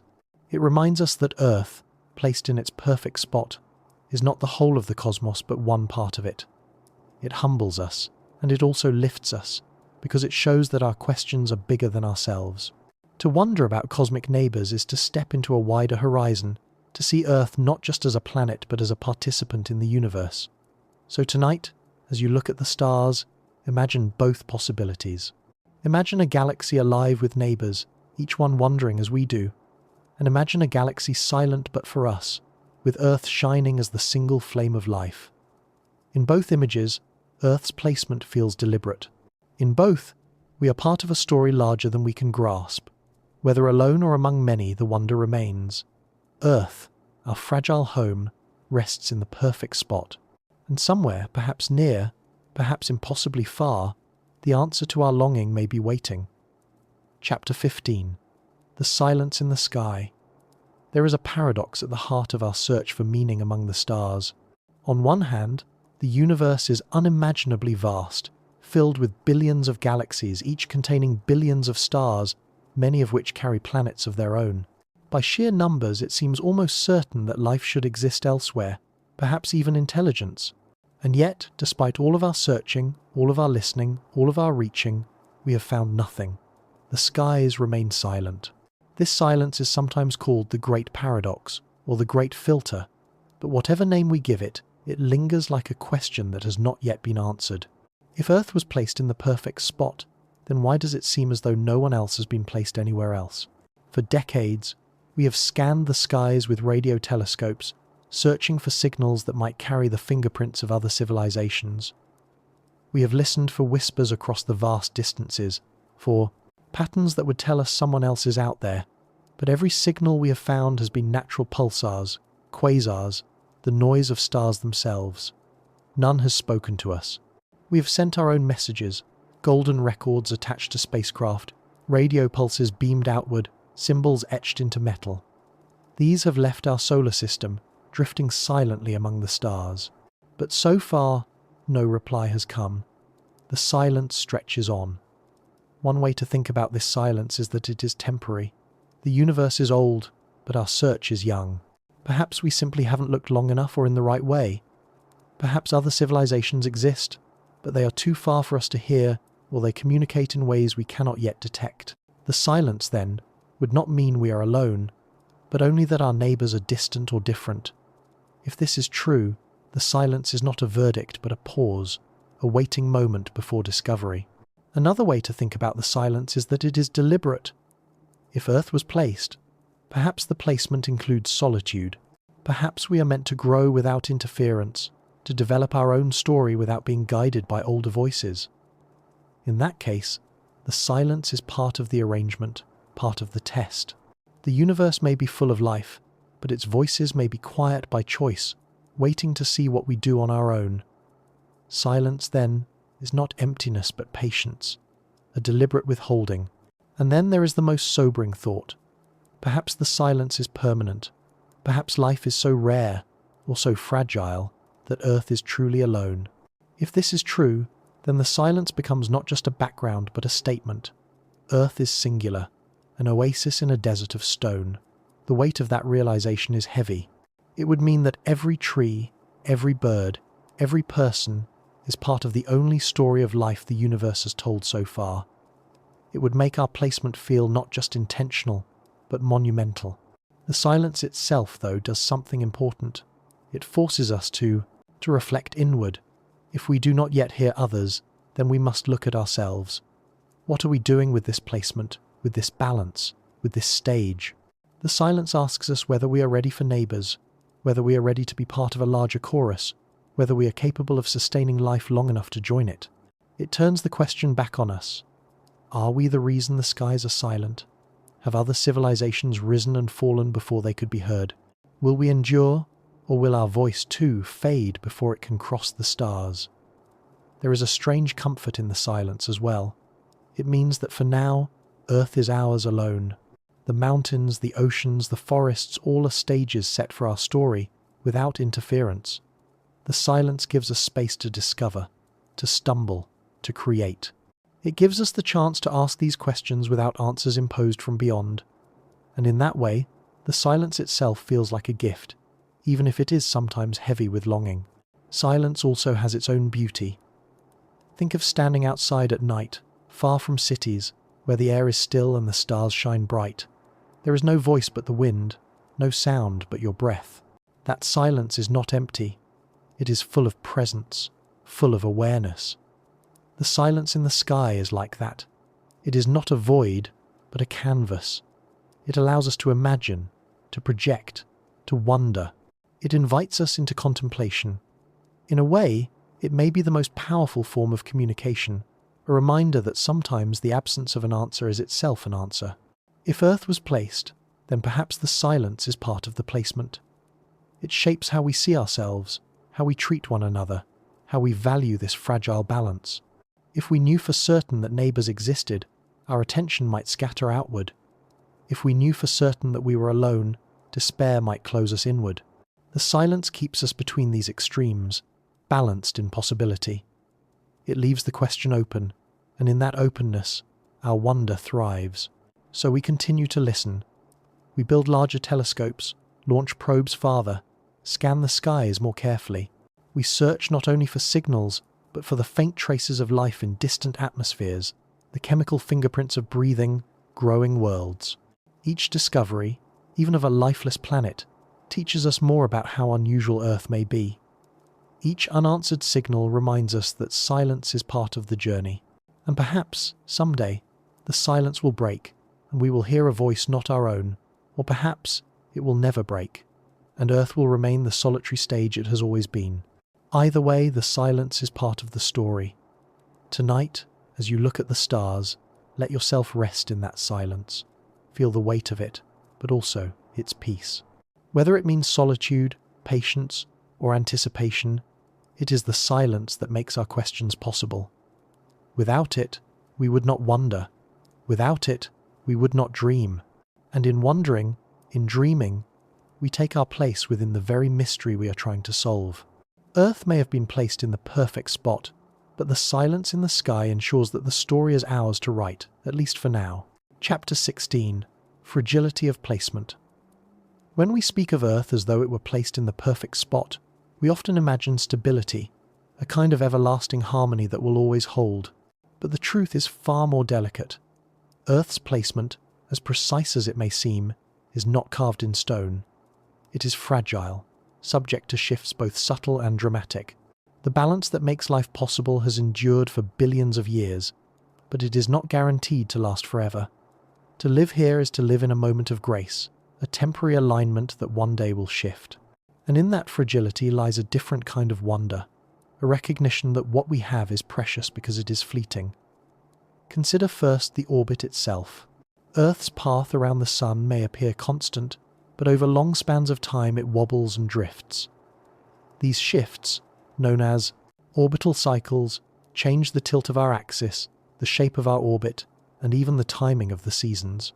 Over tens of thousands of years, these changes bring ice ages and warming periods, testing the resilience of life. For now, we live in a temperate moment, but the past reminds us how fragile that temperance is. The very cycles that make life diverse also remind us that the balance is not fixed. It is always moving, always temporary. The sun, too, is not eternal in its steadiness. For billions of years it has burned with quiet constancy, but it is slowly changing. As it ages, it will grow hotter and brighter. The habitable zone, the narrow band where liquid water can exist, will shift outward. One day, perhaps a billion years from now, Earth will be too warm, its oceans boiling away, its atmosphere unraveling into space. The perfect distance that cradles us now will no longer be perfect. Placement, then, is not permanent but transient, a window that opens for a time and then closes. Fragility also shows in Earth's shield the atmosphere and magnetic field that protect us. The atmosphere is sensitive to balance. A little more greenhouse gas and the planet warms, ice melts, seas rise, a little less, and the world cools, crops falter, species struggle. The magnetic field, generated by currents in Earth's molten core, has flipped many times in the past and could weaken again. Without it, solar winds might strip away the air itself. These systems are strong in their way, but not unbreakable. They remind us that protection is never absolute, only provisional. And then there is the fragility that comes not from nature, but from us. In only a few centuries, human activity has shifted the climate, thinned the ozone, driven species to extinction, and altered landscapes across the globe. We have the power not only to survive within Earth's placement, but to disturb it. In this sense, the fragility of placement is no longer a distant idea but an immediate truth. We are part of the balance, and our choices can tilt it. Perhaps this too is part of the test, not only to live within a fragile placement, but to recognize it, to care for it, to see its delicacy, and treat it with reverence. Even the great guardians are fragile in their own ways. Jupiter deflects countless asteroids, but some still slip through, as they did 65 million years ago when the dinosaurs fell. The moon steadies our tilt, but it drifts slowly away, inch by inch, and one day it will no longer stabilize us in the same way. The shields we count on, the companions we trust, are not permanent. They are gifts for a time, but even gifts have lifespans. All of this might sound sobering, even heavy, but fragility has its own beauty. A snowflake is fragile, yet in its delicacy we see perfection. A flower blooms briefly, and its brevity is part of what makes it beautiful. In the same way, Earth's placement feels more precious because it is temporary. To know that this balance will not last forever is not to despair, but to cherish it more deeply. It invites us to see our world not as a fixed stage, but as a fleeting performance, luminous because it will one day end. Fragility also awakens awareness. If Earth's placement were permanent, perhaps we would take it for granted, never questioning, never noticing. But because it is delicate, we pay attention. We study the climate, track the stars, measure the shifts. We wonder about our place, about purpose, about meaning. The fragility itself pushes us to reflect. It becomes part of the story, part of the arrangement. Perhaps this was always the point, not to give us a perfect, unchanging home, but to give us one that would teach us the value of balance. Think about how humanity responds to fragility. When we see something breakable, we cradle it, we protect it, we handle it with care. Earth, too, calls for this response. To live here is to live within something breakable, to be entrusted with a balance we cannot fully control but can easily disturb. If Earth was placed, then perhaps it was placed not only to host life, but to teach it responsibility. Fragility is not a flaw, it is an invitation. It asks us to grow in awareness, to move beyond survival into stewardship. And so, the fragility of placement does not diminish its wonder. It deepens it. It reminds us that this balance is a gift we hold only for a time. The orbit will shift, the sun will change, the shields will falter. But in this moment, here and now, the balance holds. Oceans glisten, forests breathe, humans ask questions under the stars. Fragility means impermanence, but it also means presence. It means that the wonder of Earth's placement is not just in being perfect, but in being perfect for now. So when we think of Earth as placed in the perfect spot, let us also think of how delicate that spot is. Let us remember that perfection does not mean permanence, and that fragility does not mean weakness. It means beauty, responsibility, and awareness. It means that every breath, every sunrise, every season is part of a fleeting harmony, one that will not last forever, but one that is ours to live within. The fragility of placement is not something to fear, but something to honor. It is what makes Earth, and our time here, so rare and so precious. Chapter 17. A garden or a stage? When we step back and consider Earth in its balance, the perfect distance from the sun, the shield of the sky, the stabilizing moon, the watchful guardian of Jupiter, we are left with a picture that feels more than coincidental. The question that rises, softly but persistently, is whether Earth is a garden or a stage. Was it placed to be a sanctuary, designed for life to flourish in peace and continuity? Or was it arranged as a stage, a place where dramas of survival, creativity, and consciousness would play out? The truth may be that it is both, and the tension between the two is what makes our existence so profound. Think of Earth as a garden first. A garden is a place of care, of cultivation, of growth. Earth is undeniably fertile. Its oceans teem with fish, its forests with birds and insects, its fields with grasses and grazing animals. Life here is abundant, diverse, astonishingly adaptive. The cycles of seasons, the renewal of soil, the flow of rivers all suggest a world built to sustain. In this view, Earth feels like a cradle, a sanctuary designed to shelter life. Every detail, the oxygen we breathe, the water we drink, the sunlight that nourishes plants becomes part of a system too gentle, too intricate to dismiss as mere accident. To call Earth a garden is to honor its abundance, to see it as a place deliberately tuned for flourishing. But a garden is also managed. It is not left wild, but arranged, tended, pruned. That image hints at something deeper. If Earth is a garden, then perhaps its purpose is not only to nurture, but to shape. Life here is not without challenge. Floods, storms, droughts, and extinctions remind us that abundance is not guaranteed. A garden can be lush, but it can also be demanding, requiring adaptation and resilience. Perhaps Earth's placement is not simply about ease, but about growth through difficulty, about thriving not despite challenges but because of them. Now imagine Earth as a stage. A stage is not meant only for beauty, but for performance. It is a place where stories unfold, where characters rise and fall, where meaning is sought in the drama of existence. When we look at Earth's history, the sudden leaps of evolution, the mass extinctions that reset the stage, the arrival of consciousness in humans, it feels theatrical. The planet is not only a cradle but a theatre, hosting acts of creation, destruction, renewal. In this light, Earth was not placed simply to be comfortable, but to be dynamic, to be a place where life could struggle, adapt, and transcend.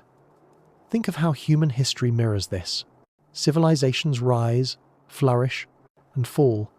Cultures create art, music, and philosophy, then pass them on or leave them behind.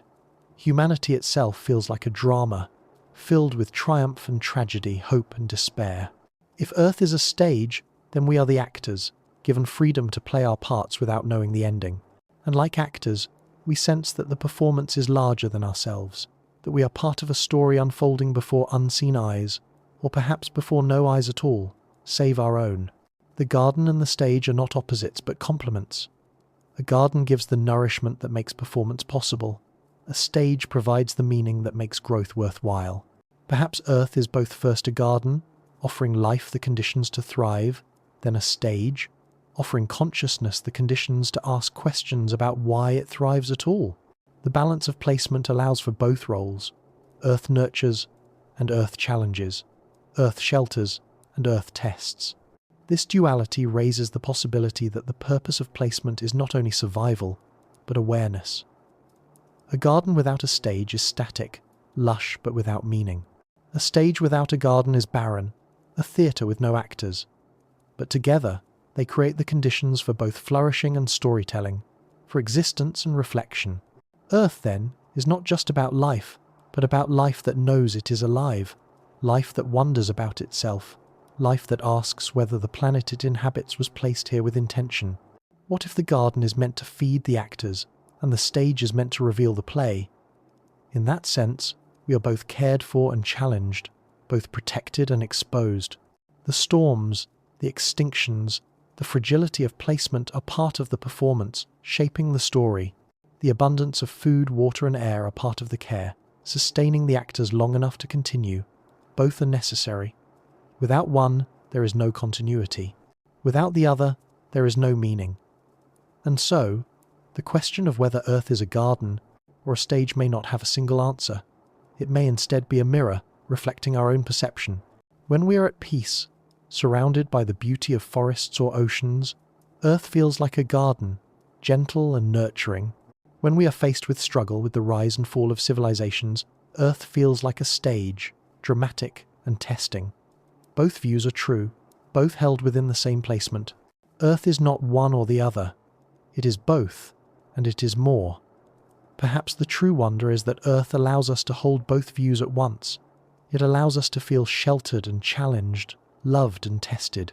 It allows us to see life as both gift and responsibility. If Earth were only a garden, we might never grow beyond comfort. If Earth were only a stage, we might never endure long enough to find meaning. By being both, it draws us into a fuller experience of existence, one that is as rich in beauty as it is in mystery. So, is Earth a garden or a stage? The answer may be simple.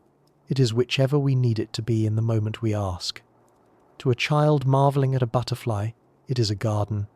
To a philosopher watching civilizations rise and fall, it is a stage. To a scientist studying the balance of orbits and shields, it is both, part of a system too finely tuned to dismiss. To a dreamer looking at the stars, it is all of these at once. A garden that nurtures, a stage that tests, a mystery that calls. And perhaps this is the deepest truth.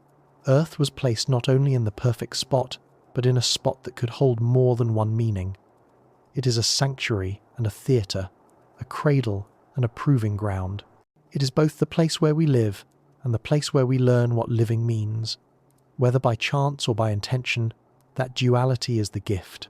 Earth is a garden, Earth is a stage, and within that duality our story unfolds. Chapter 18. The question of purpose. The more closely we look at Earth's balances, the perfect distance from the sun, the gentle tilt stabilized by the moon, the puna, the protective shield of the atmosphere, the guardian pull of Jupiter, the more the question begins to press forward. Why? Why does this world hold such a delicate arrangement, such a precise harmony, such improbable perfection?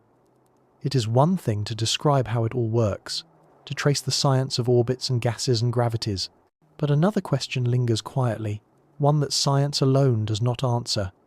Is there a purpose behind it all? Purpose is a word that carries weight. It implies intention, design, meaning. To say Earth has purpose is to suggest it is more than a random outcome, more than an accident of physics. It is to suggest that the balance we live within is not only functional but meaningful. And yet, when we ask this question, we must tread gently. Purpose is not something we can measure with telescopes or detect with instruments. It is not a signal we can tune into or a formula we can solve. It is more elusive than that, more like a whisper than a fact.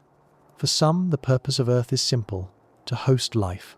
Every feature of its placement, the warmth of the sun, the oxygen-rich air, the water cycling endlessly, seems designed for this one end. The planet is not just stable, it is fertile. It is a world that not only exists but brings forth. If purpose is measured by outcome, then Earth's purpose is evident. It is a place where life can bloom. In this view, the planet's role is to be a garden, a sanctuary where the seeds of existence can root and grow. But others see purpose in a deeper way. Life is not only abundant, it is aware. Out of Earth's soil and oceans has risen consciousness, beings who look back at the world and ask these very questions. Perhaps then, the purpose is not simply life, but awareness. Perhaps the placement of Earth was meant to give rise not just to creatures that survive, but to minds that reflect, that dream, that wonder why they exist at all. Awareness is not necessary for survival, and yet here it is, blossoming in humans, shaped by the balances of this planet. Could this be the purpose that the universe wanted to know itself, and Earth was the place where that knowing could unfold? And yet, purpose need not be grand to be real. Perhaps Earth's purpose is not about consciousness or cosmic self-awareness, but about the ordinary beauty of existence itself. The flutter of a bird's wings, the shimmer of sunlight on water, the slow growth of trees across centuries. These moments are not less meaningful for being small. They may in fact be the truest expressions of purpose, the simple joy of being, the quiet flourishing of life wherever it can. Earth, then, may have been placed not to achieve something beyond itself, but to embody beauty and growth in the moment. Still, the question of purpose always circles back to us. If Earth was placed, then what of humanity? Are we simply one species among many, or are we central to the purpose itself?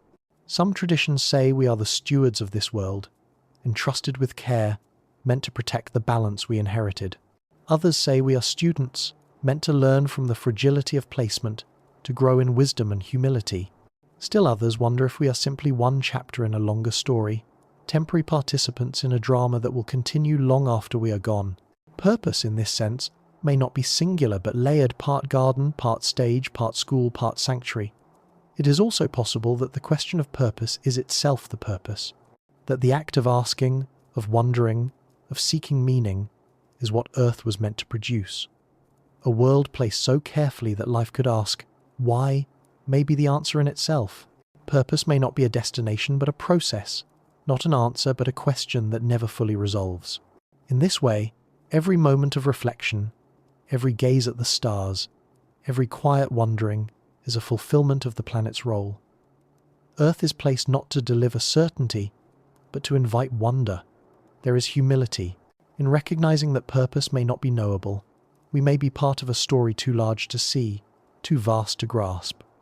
We may not know whether we are central or incidental, whether Earth was chosen or simply fortunate, but the mystery itself gives weight to our lives. To live without knowing, yet to live as though meaning exists, is perhaps the truest purpose of all. In this sense, Earth's placement offers not answers but a stage upon which to wrestle with questions, to find meaning in the asking. Even the silence of the skies speaks to this. If neighbours exist, we do not yet hear them. If they do not, then we are alone. Both possibilities force us to reflect on our own role, our own responsibility. If we are one among many, then perhaps our purpose is connection, to reach outward, to join a chorus of voices. If we are alone, then perhaps our purpose is preservation, to guard this fragile oasis as the only flame of life. Both paths are heavy, both paths are meaningful. Either way, the silence becomes part of the arrangement, part of the way Earth calls us into reflection. So, what is the purpose of Earth's placement? Perhaps it is all of these things at once: to sustain life, to nurture awareness, to invite wonder, to ask questions without end. Purpose may not be a single thread, but a tapestry, woven of survival and beauty, of struggle and meaning, of questions and reflections. And perhaps it is not for us to know the purpose fully, but only to live it, to embody it, to let our lives become part of the unfolding. Tonight, when you think about Earth's perfect placement, let yourself rest not in answers but in the openness of the question. Feel the weight of possibility, that you are part of something intentional, that your life belongs to a balance that was not random, that the very act of your wandering is already fulfilling the purpose. Whether Earth was placed for a reason or not, the question itself is a gift, one that deepens our sense of belonging. Purpose may not be written in the stars, but in our search for it we find meaning enough. Chapter 19. When the balance breaks. To think of Earth as placed in the perfect spot is to think of harmony, of balance that holds everything together. But balance is never permanent. It bends, shifts, sometimes falters. The story of Earth is not only one of stability, but also of moments when that stability broke, and each time the balance shattered, life was tested. Sometimes it failed, sometimes it adapted, sometimes it leapt forward in ways that changed the course of history forever. To live on Earth is to live in a world where balance is both gift and challenge, both fragile and resilient. And in those moments when the balance breaks, we see most clearly how delicate our placement truly is. The Earth has faced cataclysm many times. About 250 million years ago, the Permian extinction swept away nearly all life, more than 90% of species lost in a single upheaval. The cause was likely volcanic eruptions so vast they darkened the skies, choked the air, and poisoned the seas. The balance broke, and the world was emptied. Yet, from that emptiness, new forms emerged, preparing the way for the age of dinosaurs. When the asteroid struck 65 million years ago, it shattered the balance again, ending the reign of those great creatures. Firestorms raged, dust veiled the sun, oceans acidified. For a time, the Earth was a grave. But again, life endured. From the ashes of the old world, mammals rose, small and unassuming at first, but destined to inherit the stage. These breaks remind us that balance is not static, not eternal. It is dynamic, shifting between periods of calm and periods of chaos. To see Earth as placed is not to imagine a world without crisis, but a world designed to survive crisis. Perhaps the breaks are not flaws but features, written into the placement itself. They clear the stage, reset the story, invite new chapters. Life does not simply collapse, it transforms. If Earth is a test field, then these breaks are part of the testing. Not every species passes, but the story continues. Yet, the thought of balance breaking carries weight for us today. For the first time in Earth's history, one species, our own, has the power to disturb the balance on a global scale. Climate change, deforestation, pollution, and extinction are not caused by asteroids or volcanoes, but by human hands. We are no longer just participants in the balance, we are shapers of it. And the question that lingers is whether we will use this power wisely or recklessly. When the balance breaks now, it may be because of us. The test is no longer only about survival, but about responsibility. We can already see fragility in the world around us. The ice at the poles melts, seas rise, storms intensify, forests shrink. The balance trembles, and the weight of our actions presses on it. Yet, within this fragility lies an opportunity. If Earth was placed to test, then perhaps this is our test, to see whether we can recognize the value of balance and learn to preserve it. In that sense, the breaking of balance may not be only a threat but an invitation to maturity, a call to grow beyond taking and into stewardship. When we look at Earth's past, we see that breaks in balance often lead to transformation, not just destruction. Extinctions make room for new life. Climate shifts force adaptation. Even catastrophe can plant seeds for renewal, but for humanity, the stakes feel different. Our awareness makes us unique. We know the balance can break. We know our actions affect it. And so our choices matter in ways no other species has faced. We stand at a threshold where the question is not whether Earth can endure, it always has, and it always will, but whether we will endure with it. It is humbling to realize that the balance of placement is both strong and fragile. Strong, because it has held for billions of years through asteroid strikes and volcanic winters. Fragile, because it can be altered by the smallest shifts, a change in gases, a tilt in orbit, a rise in temperature. This duality is what makes Earth's story so profound. It shows us that perfection is not about permanence but resilience, not about stillness but about adaptation. Balance is not something given once and for all. It is something created, lost, and found again. And yet, when balance breaks, beauty remains. Even in the aftermath of catastrophe, life reclaims the land.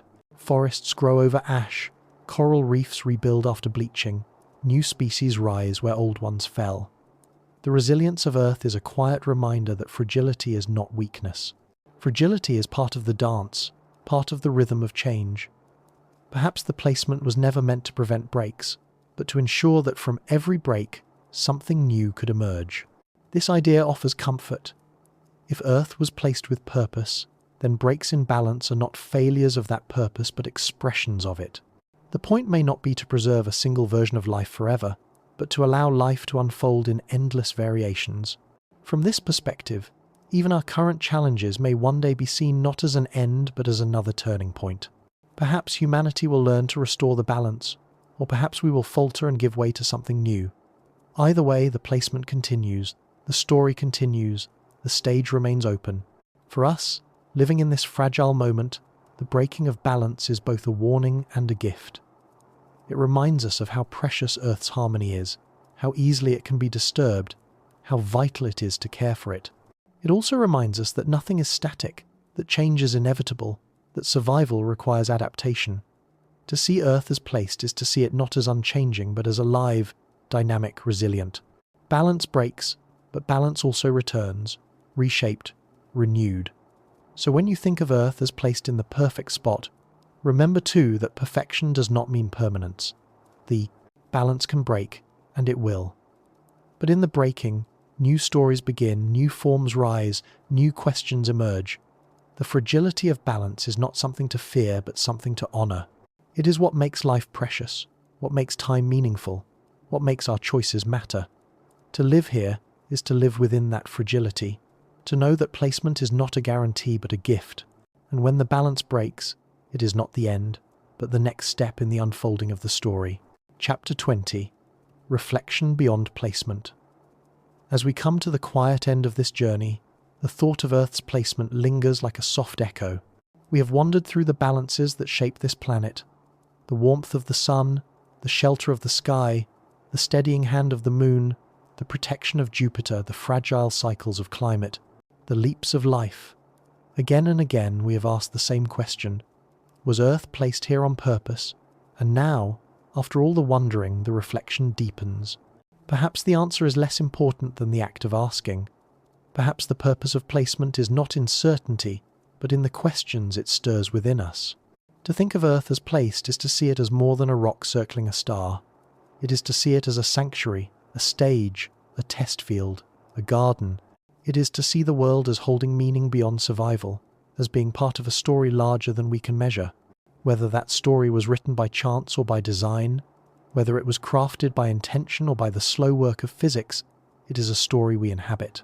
And in inhabiting it, we become its interpreters, its storytellers, its conscious participants. There is a kind of humility in realizing that we may never know the full truth. The universe is vast, and our place within it is small. We cannot step outside of it to see the design from above. We cannot rewind time to watch the hand that may have placed us. What we can do is look at the evidence, feel the wonder, and recognize how improbable it is that we are here at all. That improbability itself can feel like purpose. The fact that we exist, that we breathe, that we ask, is astonishing enough to inspire reverence. But reflection beyond placement also asks us to look forward, not just back. If Earth was placed, then what do we do with that gift? If the balance is fragile, then how do we protect it? If the stage was set for us, then what kind of play do we perform? These questions move us from passive awe to active responsibility. It is not enough to marvel at the arrangement, we must also choose how to live within it. To see Earth as placed is to see it as entrusted, a trust that calls for care, for stewardship, for reverence in action.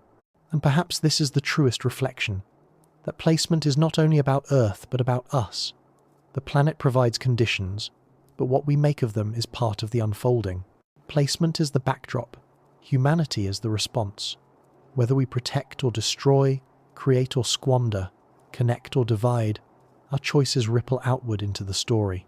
In that sense, placement is not only something given but something ongoing, co-authored by us each day. The arrangement provides possibility.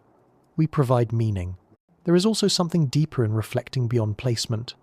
Perhaps the placement is not only about survival or awareness, but about beauty. Earth is not just balanced, it is breathtaking. The curve of mountains, the shimmer of oceans, the glow of sunsets, the song of birds, all are more than functional. They are beautiful, and that beauty seems unnecessary if the only purpose was survival. It suggests that part of Earth's placement is not just to host life, but to inspire it, to awaken awe, to call forth art, music, wonder. Beauty is not accidental, it is woven into the balance itself. When we reflect beyond placement, we also face the mystery of time. Earth's perfect balance has lasted for billions of years, but it will not last forever. The sun will change, the moon will drift, climates will shift.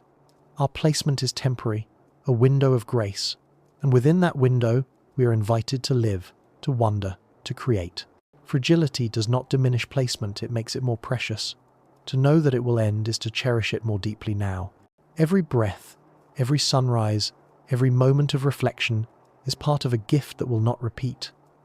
The question of placement, then, is not only cosmic, it is personal. Each of us, in our own way, asks why we are here, what our lives mean, what purpose guides us.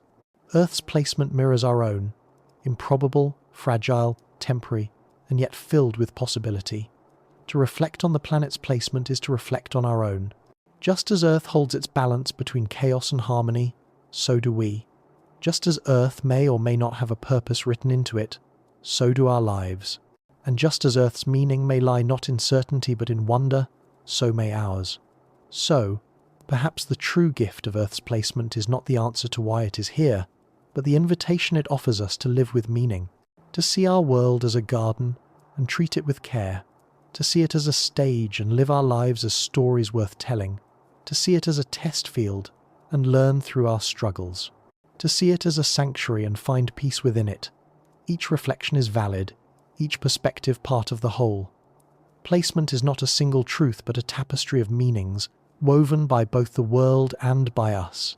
And when we look beyond even that, when we let our reflection stretch outward into the silence of the stars, we realize that placement is not only about Earth at all, it is about belonging.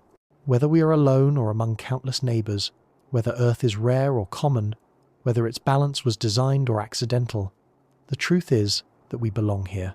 We are of this world, shaped by its soil, nourished by its air, guided by its rhythms. Placement may not be about purpose as much as about belonging, about knowing that we are not strangers in the cosmos, but children of it. So tonight, as we close this journey, let the thought rest softly. Earth may have been placed in the perfect spot, or it may have found its place by chance. Either way, it is where we are. It is our home, our stage, our garden, our test field, our sanctuary. It is fragile, fleeting, and yet filled with beauty. Whether by design or by chance, it calls us not only to survive, but to reflect, to care, to wonder. And in that wondering, we find a purpose of our own. Beyond placement, there is reflection. And beyond reflection, there is belonging.